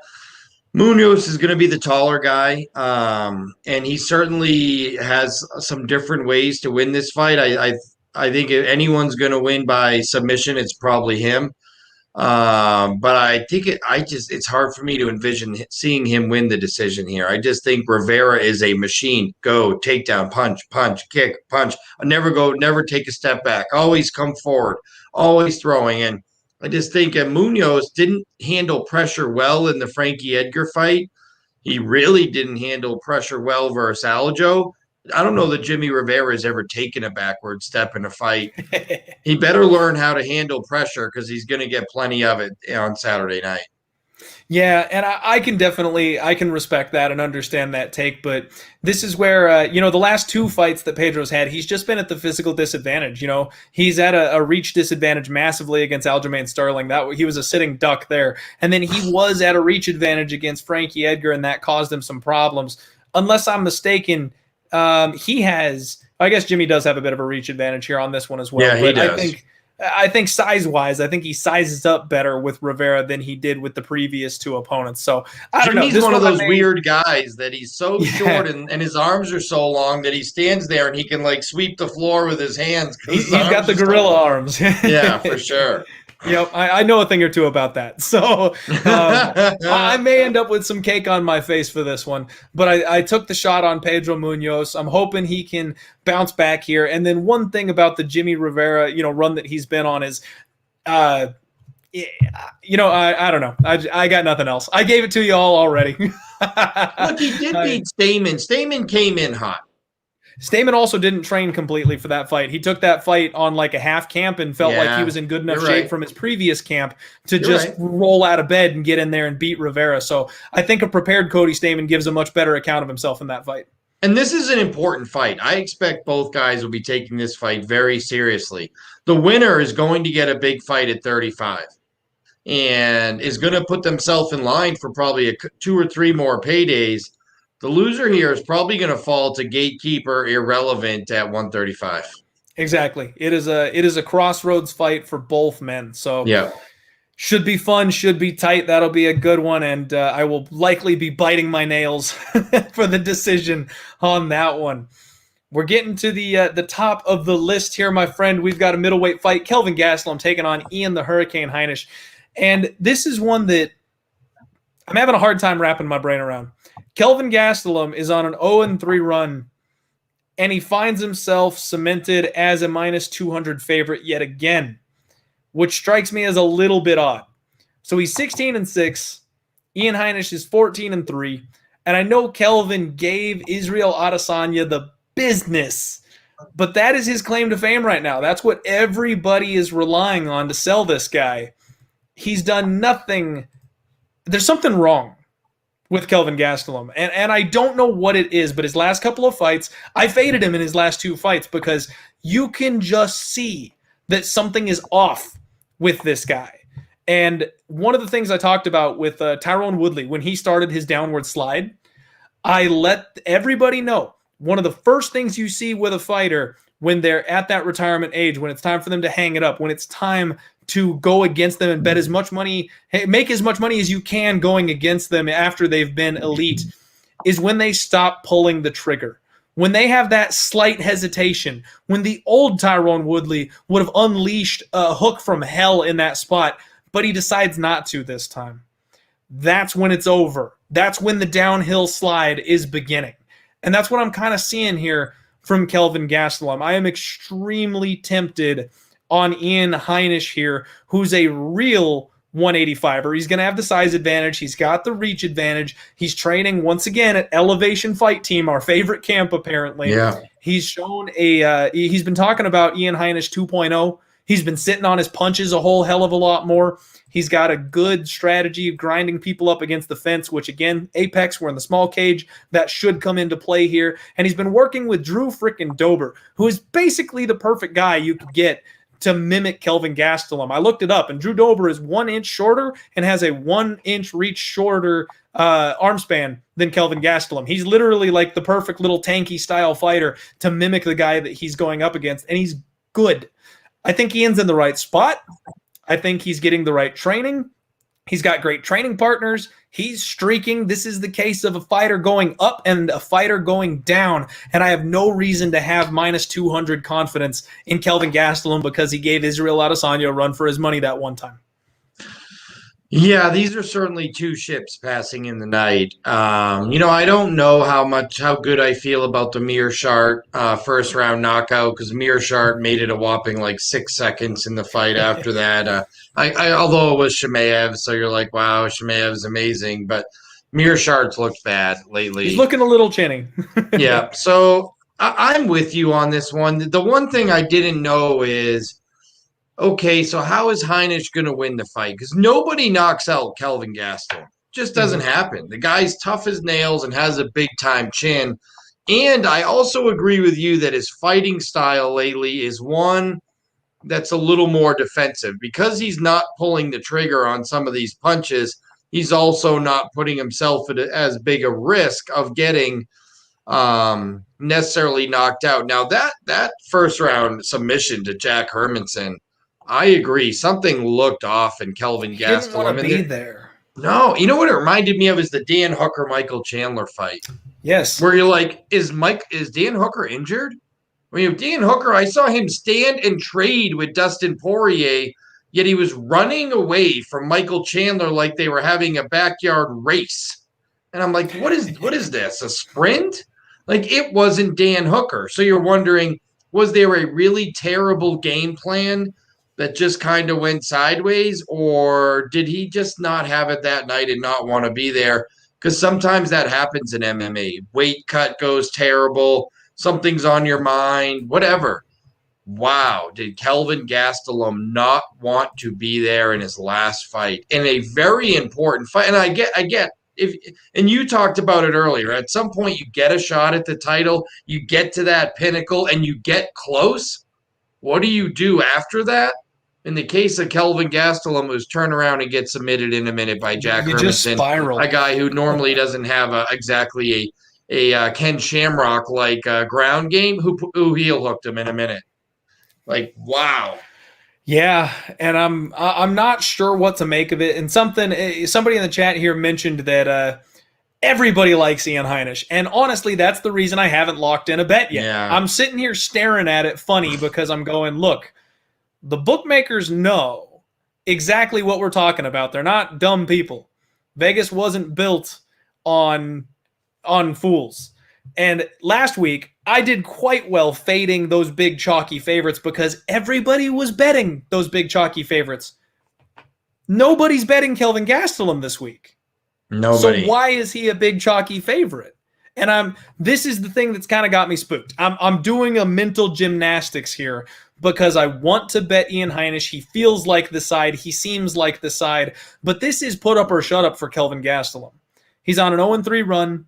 He's in the wrong weight class. If he ever wants to get back to the title, this is the fight that he must win. He may even get cut from the UFC. They're looking to reduce paychecks and getting rid of someone who's highly paid, highly touted, offload them to Bellator. That's what they've been looking to do with a lot of people. But I just can't get that weird spider senses tingling feeling off of the back of my neck. So I'm very, very, very tempted on Ian the Hurricane Heinisch right now. But I'm not quite going to pull the trigger just yet. And let's say this. If you knew both guys were 100% into this fight, I'm not sure you'd want Ian Heinisch. I mean, he and Heinisch always felt like he was a level behind where Kelvin Gastelum is. And that's kind of my problem. Is a 85% Kelvin Gastelum still better than an Ian Heinisch? I don't know. He might be. Yeah, he might be. These are the type of guys he used to beat: slower, plodding, exactly strikers. Michael Bisping, Jacare Souza, who is kind of a plotter. These are actually the kind of guys where, at middleweight at least, Gastelum's been able to use his speed advantage. That's very true. And honestly, the speed may factor here because Ian is not the fastest man at 185. So even though he's got a 1-inch reach advantage, Kelvin's speed may very well come into play and in a big way. I don't know. I'm twisted on this one, guys. So for now, tentatively, I'm going to say that it's dog or pass, but it's probably just pass or pass because I feel like there's something here that we don't know.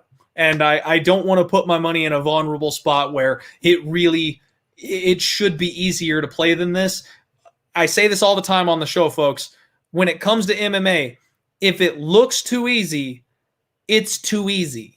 If that bet just is screaming at you, it's right here. It's a cupcake in the window. You can smell it. It's wafting to you. It takes you back to your grandma's house in your brain. You just want to reach out and grab it. That's the one that's the trap. And that's really how I feel about this fight right now. So I'm not going to bet Ian. I'm going to sit on it. I'm going to do my brain trust with the other, odds cappers, my boys Lock in the Night and Cody Safdie and all them, and see what DFS and Guru and Nikki and all my boys in locker room have got to say about this one, and maybe we'll come up with something. But it may end up just being your classic fireball and popcorn. All right. We are at the co-main event, which kind of can't believe I'm saying that. We're at the co-main event of a UFC pay-per-view, women's flyweight, the return of Maycee Barber taking on Alexa Grasso. Matt, they have got to have some serious faith in the pull of Maycee Barber in her return fight to stick her in this slot, don't you think? Yeah, boy, I like Maycee Barber. I just think I know the UFC wants her to be a star. I want her to be a star. I'll tell you who the UFC used to want to be a star: Alexa Grasso. Remember way back when the UFC started hosting cards in Mexico? That's when they signed Grasso. And they rushed her up a bit because they actually had her headline a card in Mexico City. And the idea was she was so pretty and she had such a great game with her stand-up and her kickboxing that if she could have become a star, and again, let's face it, the UFC is really smart in saying, we need to develop 3 to 5 stars for every big country we're going to host events in. so that when we go there to host events, we have big, attractive draws to put at the top of the card. Yeah, I mean, it's really simple why they want to promote her.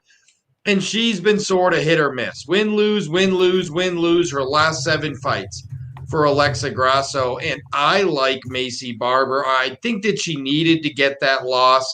We talked about how it's hard for really, really young fighters to continue to win in the UFC because there's such a diversified skill set you have to learn in order to be able to be the most elite of elite. And that loss to Roxanne Modafferi. Modafferi is one of the better fighters, I think, at 125 pounds.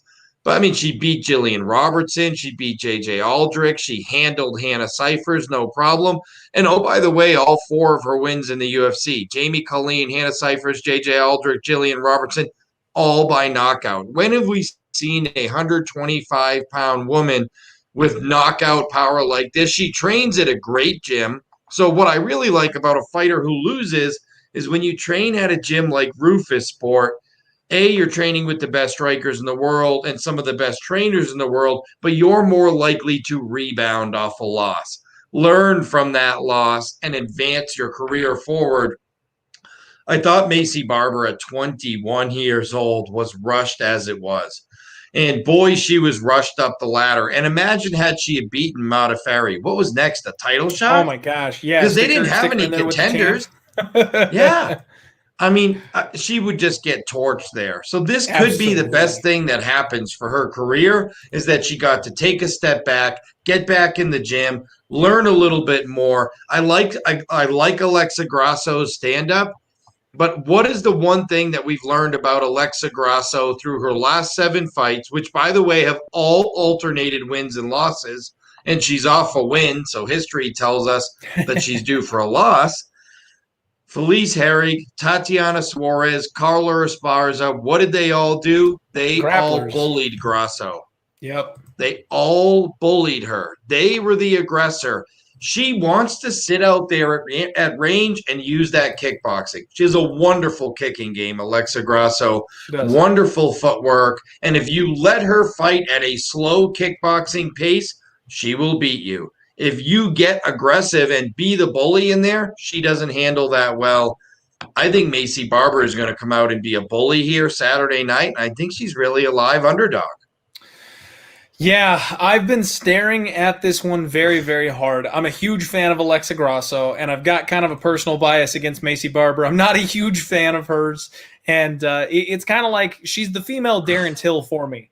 The UFC pushed her so hard, and everybody was on her, and I just never got it. You know what I mean? I never got it, and she started to believe her own hype a little too much for me.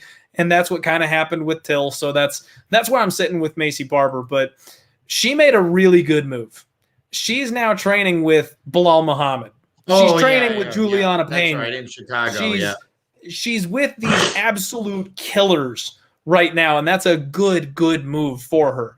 Very aggressive, walks her opponents down, and like you mentioned, she has got power at flyweight.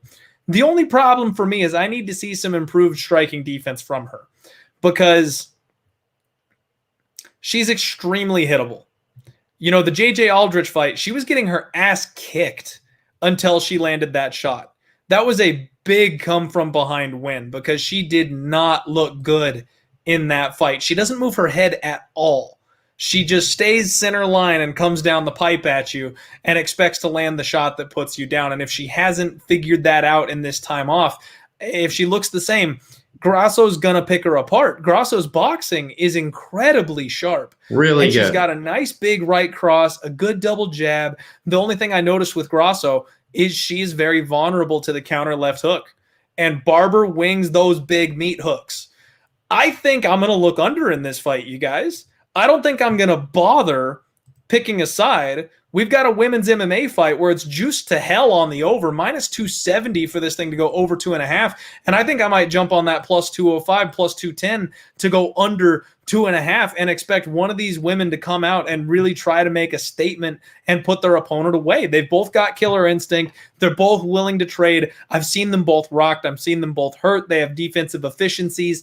I think someone is going to get shown to be not quite the contender yet, and in a big way. I kind of like the violence here. I don't hate that at all. Maycee Barber is going to come out and throw, which is going to leave her open for a counter because Grasso is an excellent counter striker. And it's going to leave Grasso vulnerable because in the past, she hasn't liked being bullied. Felicia Herrig, I know people in the chat are saying, well, Suarez and Grasso are both better wrestlers than Barber, way better wrestlers. But you know who really wasn't a big-time wrestler? Felicia Herrig. She was just stronger. That's right. She just was stronger and wanted to fight more. Grasso's pretty passive at times if she can't counter your aggressiveness. I think this one's going to be interesting. That's the one thing Barber's got in spades is aggression. Oh, yeah. She's going to come out and let her rip. And I think this is going to be interesting. I don't have no idea what Barber's gas tank is going to be like, but she's going to come out and give it a run. And I think it's interesting here. I think Alexa Grasso's always been overvalued. She's never looked great in any of her wins. She's always a big favorite in some of her fights. I'm excited for this one. I do think for me it's dog or pass, but I actually like your point too that, look, Maycee Barber's tank might be literally empty, her gas tank, after round 2, and Grasso certainly has the striking technique to catch a charging Barber with a wide variety of counter hooks, straight right hand down the middle, or a head kick up top. By the way, Alexa Grasso has a brutal head kick up top. She does. I think there's a lot of weapons for these two women, and honestly, both of them have shown problems with their durability. I've seen Maycee Barber hurt and rocked. She just has the ability to dig deep and swing back harder at her opponent. And the same thing, Grasso, she got clipped bad in her last fight against Ji Young Kim. She got hurt several times in that fight, but Ji Young Kim just doesn't have any urgency. She's slow. She wanted to play the technical game. If Barber hurts Grasso, she's going to capitalize on it. If Barber slows down, Grasso will head kick the daylights out of her. I think there's a lot of ways that this fight can end. And don't forget, everybody, we're talking MMA. So they absolutely could go the other way here. You know what I mean? Like, this doesn't necessarily mean that it's going to be an easy first-round casher or something. Women's fight more often than not. They go the distance. But getting 2-1 on it, I'll take that shot. Yeah, I like that, actually. I'm much more interested in that after we kind of flushed it out. And the potential for this one to go under. And I feel like there's an automatic overvalue by odds makers now on women's fights totals. Every time. Just so high. And what we're seeing is more and more women are becoming finishers. And you can get these big value on unders. Exactly. I talk about that. Perfect setup, Matt. Thank you for the setup there for my spike. I do a show right here on odds.com that we call Total Madness. It's going to come out on Wednesday or Thursday this week. I will go back through the card, and I'm only going to talk about overs and unders on the lines that are set and available. So look out for that later on this week. I'll tweet the link out. It'll pop up on the YouTube channel here at Odds HQ. But this is a spot that I feel like we've just got to talk about here on the show. We always talk about the women's being pushed to the over. It's over because they just don't have the power. They're not as skilled. They're not as technical. That's changing. Women's MMA is growing. Stars like Grasso and like Barber are proof of that. And because of that, there's going to be spots, and this may be one of them, where we can take advantage of that bias. So I'm going to go ahead and try and cash in. I think I'm going to make that bet as soon as that total becomes available. Not every book opens up UFC totals early, so you may not be able to lock that in until Thursday or Friday. You'll have to kind of check around and see what you're available to get. Once I'm able to snag it, that's the way I'm looking. I like it. I just may tell you. There we go. I like that. Okay, here we go. The big time is here. Main event for UFC 258. Kamaru Usman taking on Gilbert freaking Burns. My name is Clint. This is the Diehard MMA podcast. We have 400 live viewers. Thank you all so much for spending your Monday nights here with me. And we are joined by my special guest, Matt Holt, the president of US Integrities, cutting some time out to talk sports betting and fights with us. What a fight. I mean, this thing has everything, right? You've got a long-time dominant champion, one of the best wrestlers we have ever seen in Usman, and maybe also one of the most unlikable personalities in MMA today. combined with Gilbert Burns, an overnight sensation, a deadly finisher, with the betrayal, with the personal storyline that he's turning on his former training partner, Kamaru Usman, to try and get that gold strap. Like, this main event has it all, Matt. I am pumped. Yeah, this is a good one. The problem here for me is I think I'm a little further down. Look, I couldn't bet more or been more excited about Gilbert Burns' chances against Tyron Woodley, but that's mostly because I thought Woodley was shot. And while Burns has looked amazing since moving up to 170, he hasn't exactly fought a murderer's row of 170 pounders. Gunnar Nelson, a grappler, you can't out-grapple Gilbert Burns, especially in a submission game. Damian Maia, again, over 40-year-old submission guy who can't handle strikes, got punched in the face and went to sleep. An old shot, Tyron Woodley, and Burns looked amazing, especially in the first round of that fight. But again, considering the Tyron Woodley we're seeing these days, that fight wasn't amazing either. I just don't know who he's beat. And I get the fact that we need some fresh challengers in this division. Usman already beat Covington. He already beat Masvidal. Woodley shot. Who are we supposed to put him in there with? This fight makes all the sense in the world from, who's available. Burns is red hot. But at the end of the day, I don't see a scenario really where Gilbert Burns wins this fight. And I want to because, like you said, Kamaru Usman might be the most unlikable personality of any UFC champion we've ever seen. He's like, I'm boring and I don't care. I don't care if you don't want to watch me. You can't stop what I do. I don't care if you don't like it. And he's also kind of a care. dick. Yes. He's just kind of a dick. And at the end of the day, his style isn't that exciting, but he is a lot bigger and stronger than Gilbert Burns. And number one, we have seen Gilbert Burns hurt and knocked out in the past. He hasn't fought any of those guys lately, but he hasn't fought guys lately that could hurt him. I mean, Tyron Woodley's old. Damian Maia is not hurting anyone in the feet. I'm not saying Gilbert Burns' chin didn't get better or his striking certainly has gotten better, at least offensively, but we haven't seen if his striking defense has got better because he hasn't fought any strikers. He's literally fought 4 straight grapplers. So how do we have any idea whether his striking defense is any better or not? Because it used to not be very good. His kryptonite was always you could hit and hurt Gilbert Burns. And guys that at the time, I think, Dan Hooker had just moved up from 145. He knocked out Gilbert Burns, and Gilbert Burns was very hittable back then and had gas tank issues. I think his cardio has gotten a lot better, but his cardio is not in the same stratosphere as Kamaru Usman, who is a cardio machine and is going to push the pace heavy. He's going to get him against the fence. He's going to push that ridiculously hard pace where he attempts takedown constantly. And when he's not, he's hitting you in the side, and he's hitting you in the side, and he's elbowing you in the head, and none of it hurts. And it's super boring, but it makes you work every second of every round. And it is exhausting to try to deal with. Everyone who fights Kamaru Usman says it is so exhausting to deal with that man's style. And because of that, I just don't really see how I get that there are paths to victory. Usman, who suddenly Gilbert Burns, who seems to have developed a big right hand, could certainly hit him and hurt him. After an Usman takedown, who better to lock up a slick submission than Gilbert Burns? There's plenty of paths to victory. Unfortunately, in this scenario, I just don't think any of them are going to happen. I hate to not bet the main event because it's the main event, but at this point I have no bets, and I'm less excited. And this is what I think that where people make a mistake, novice bettors in the UFC.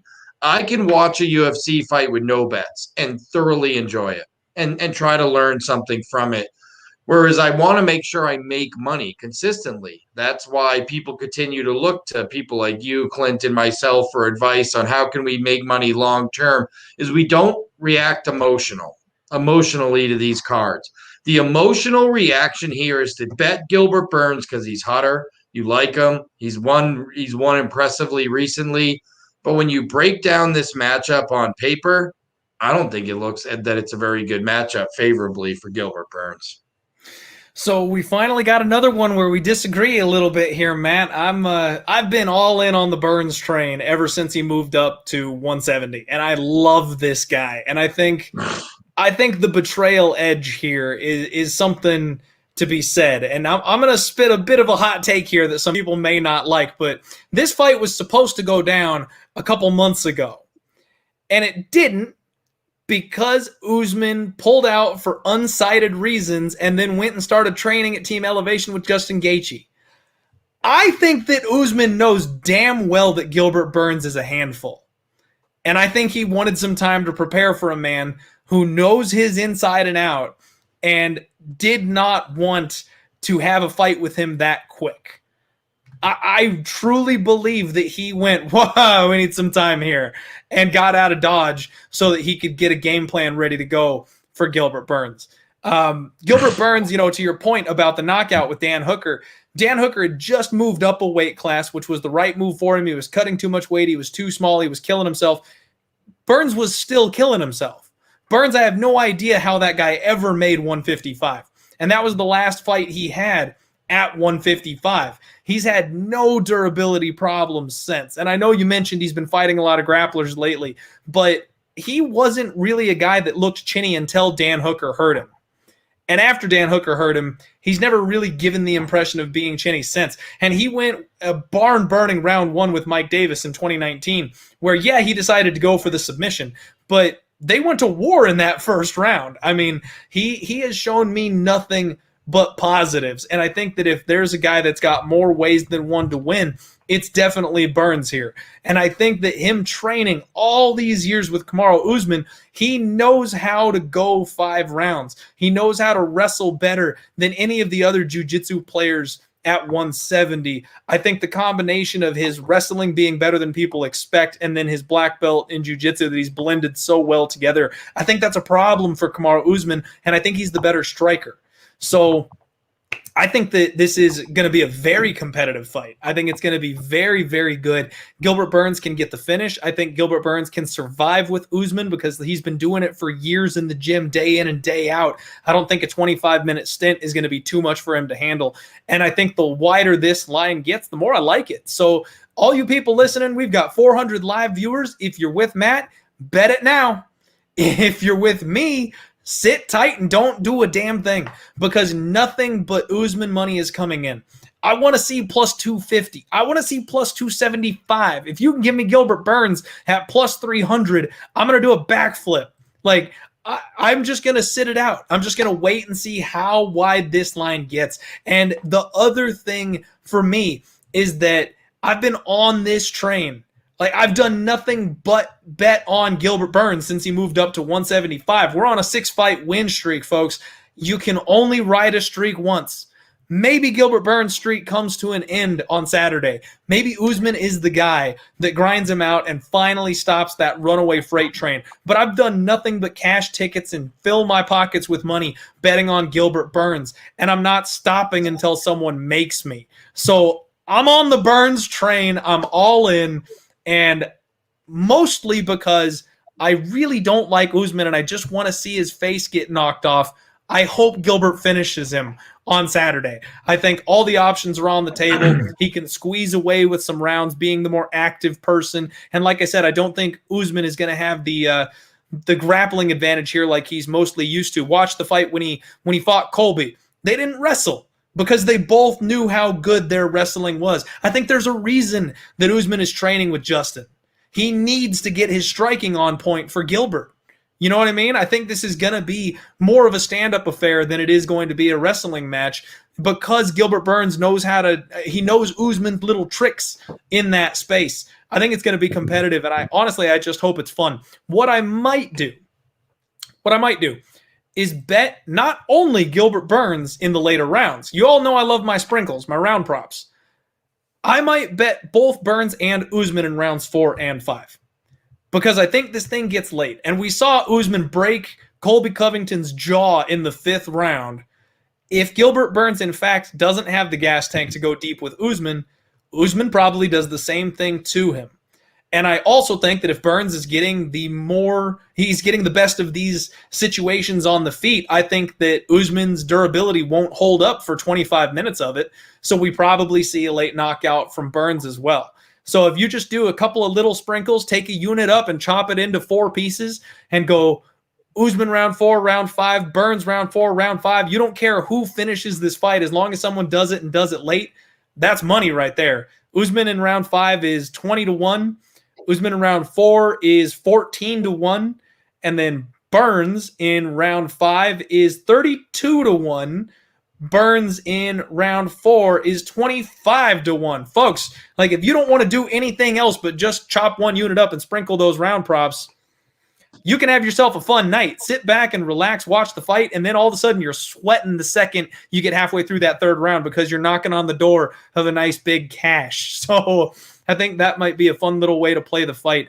And if we want to talk about how it's going to play out, I mean, the total they've got set here is at 4.5. So the judges are expecting this thing to go late, and it's juiced minus 140 to the over. Matt, do you want to kind of talk on the total here? Do you have a look one way or the other on that? No, I do think that if you're going to play somebody in the later rounds, it's probably more likely to be Kamaru Usman getting the KO finish of Burns in 4 or 5. I actually think if Burns is going to get a KO, it's going to have to come early. It probably comes early.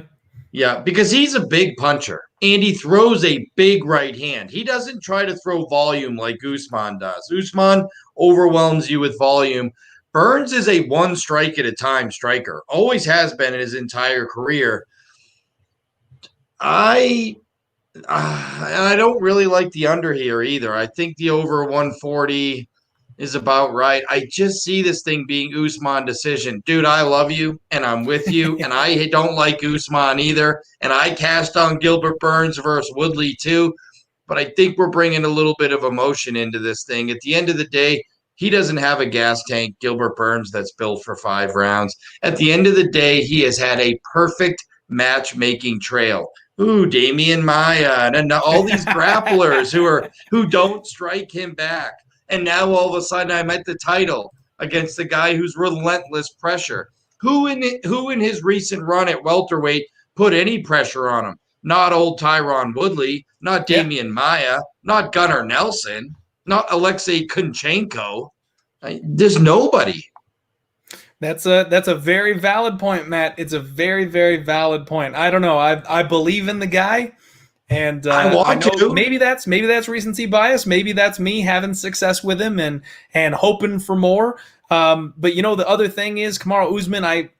I'm kind of trying to time the downfall here. Yes, and there will be one. I think that this guy, he's talked about how he's got no cartilage on his knees. He can't run. You know what I mean? He can't. There's certain things this man can't do because his body is literally breaking down on him because of all the wrestling he's done. I actually thought Leon Edwards would have beat him. If Leon Edwards would have got that title shot, I liked Leon Edwards' ability to throw combinations early, and I think he could have hit and hurt Kamaru Usman early in ways that Colby couldn't have, that Woodley couldn't have. Because let's face it, Usman hasn't fought a ton of bangers either. Exactly. And I thought Leon Edwards could have given him a whole new aspect to deal with. And unfortunately, we never got to see that fight. Matt, who knows? We all know that the uncrowned king is Khamzat Chimaev, and he's gonna for sure. He's gonna get up here and just wreck everybody. But I would bet him today versus Usman. If they fought today, I would bet Chimaev. Exactly. Now I'm gonna take my shot. I'm going to take my swing with my boy Gilbert Burns, especially with as wide of a line as we have here. I'm not going to be betting a plus 140 with Gilbert Burns. I'm betting a plus 240 with Gilbert Burns. So remember, everybody, this is sports betting. We're talking percentages. We're talking gambling. It's not necessarily just fighter A is going to win. That's not how this game works in the long run. So I like the chance that Gilbert Burns has, and I like the price tag that I'm getting on him to get there. That's UFC 258, folks. Matt, if you want to just run through, if you can recall maybe some of the bets that you are liking or planning to make at this point, that'd be awesome. Sure. So starting at the bottom of the card, I like Jillian Robertson Miranda Maverick, I think, is one of those fighters that's a little overrated. She's still a little bit immature in her time frame of progression at 23 years old, only one UFC fight. So I'm going with Jillian Robertson in the plus 130 range. I am probably going to take Brian Kelleher, maybe even by late stoppage, because I do think that Ricky Simone has gas tank issues. And I am going to bet Belal Muhammad at minus 350. I just think there's no way Diego Lima wins. I like Julian Marquez, Mikel Pitolo under 1.5 rounds, plus 155. And I think Jimmie Rivera gets it done against Pedro Munhoz. There you go. I am already on Jillian Robertson at plus 125, Brian Kelleher at plus 225, Pedro Munhoz at plus 120. And I'm going to bet the under in Robertson, Maverick, or sorry, not Robertson, Maverick, Grasso and Barber. I'm going to bet the under 2.5 there. And I'm going to bet Gilbert Burns at whatever that line is when it gets all the way up to the pinnacle of what it could be. I'll be betting that one. If you want to follow me, as soon as I make my picks, I will tweet them out over at Diehard MMA Pod is where you can find me. Matt, my friend, thank you so much for your time today. If you want to give a shout out, if you want to tell the people where to find you and what you do, the floor is yours. Yeah, thanks a lot, Clint. Always appreciate it. You can hit me up at Matthew Holt, USI. We run US Integrity, the largest fraud and game integrity monitoring service in the country. We work with all the big operators and regulators and leagues for that matter. So hit me up anytime. Clint, it's always a pleasure, my friend. Best of luck on Saturday. Thank you so much, Matt. It's always an absolute pleasure breaking down these fights with you. Thank you, everybody, for tuning in. We broke the 400 mark. It was absolutely fantastic. Good luck on all your action. We've got nothing but content here on odds.com coming to you. So we're going to have my Total Madness show coming out later. We do the post weigh-in show on Fridays, which is undefeated. We get the best reads of the week on Friday after we see these fighters on the scales. My boys are always doing content, propping you up with Cody Saftik and Manpreet, the lock of the night. And then, of course, the roundtable on Friday. Make sure you check out the odds over at odds.com, all the articles, written content, things like that. We appreciate the support, everybody. Good luck. And just so you know, I saw the haters in the chat telling me I'm not a good sports bettor. I'm coming off a plus 18 unit week, baby. Talk to that. Let's go. Have a great week.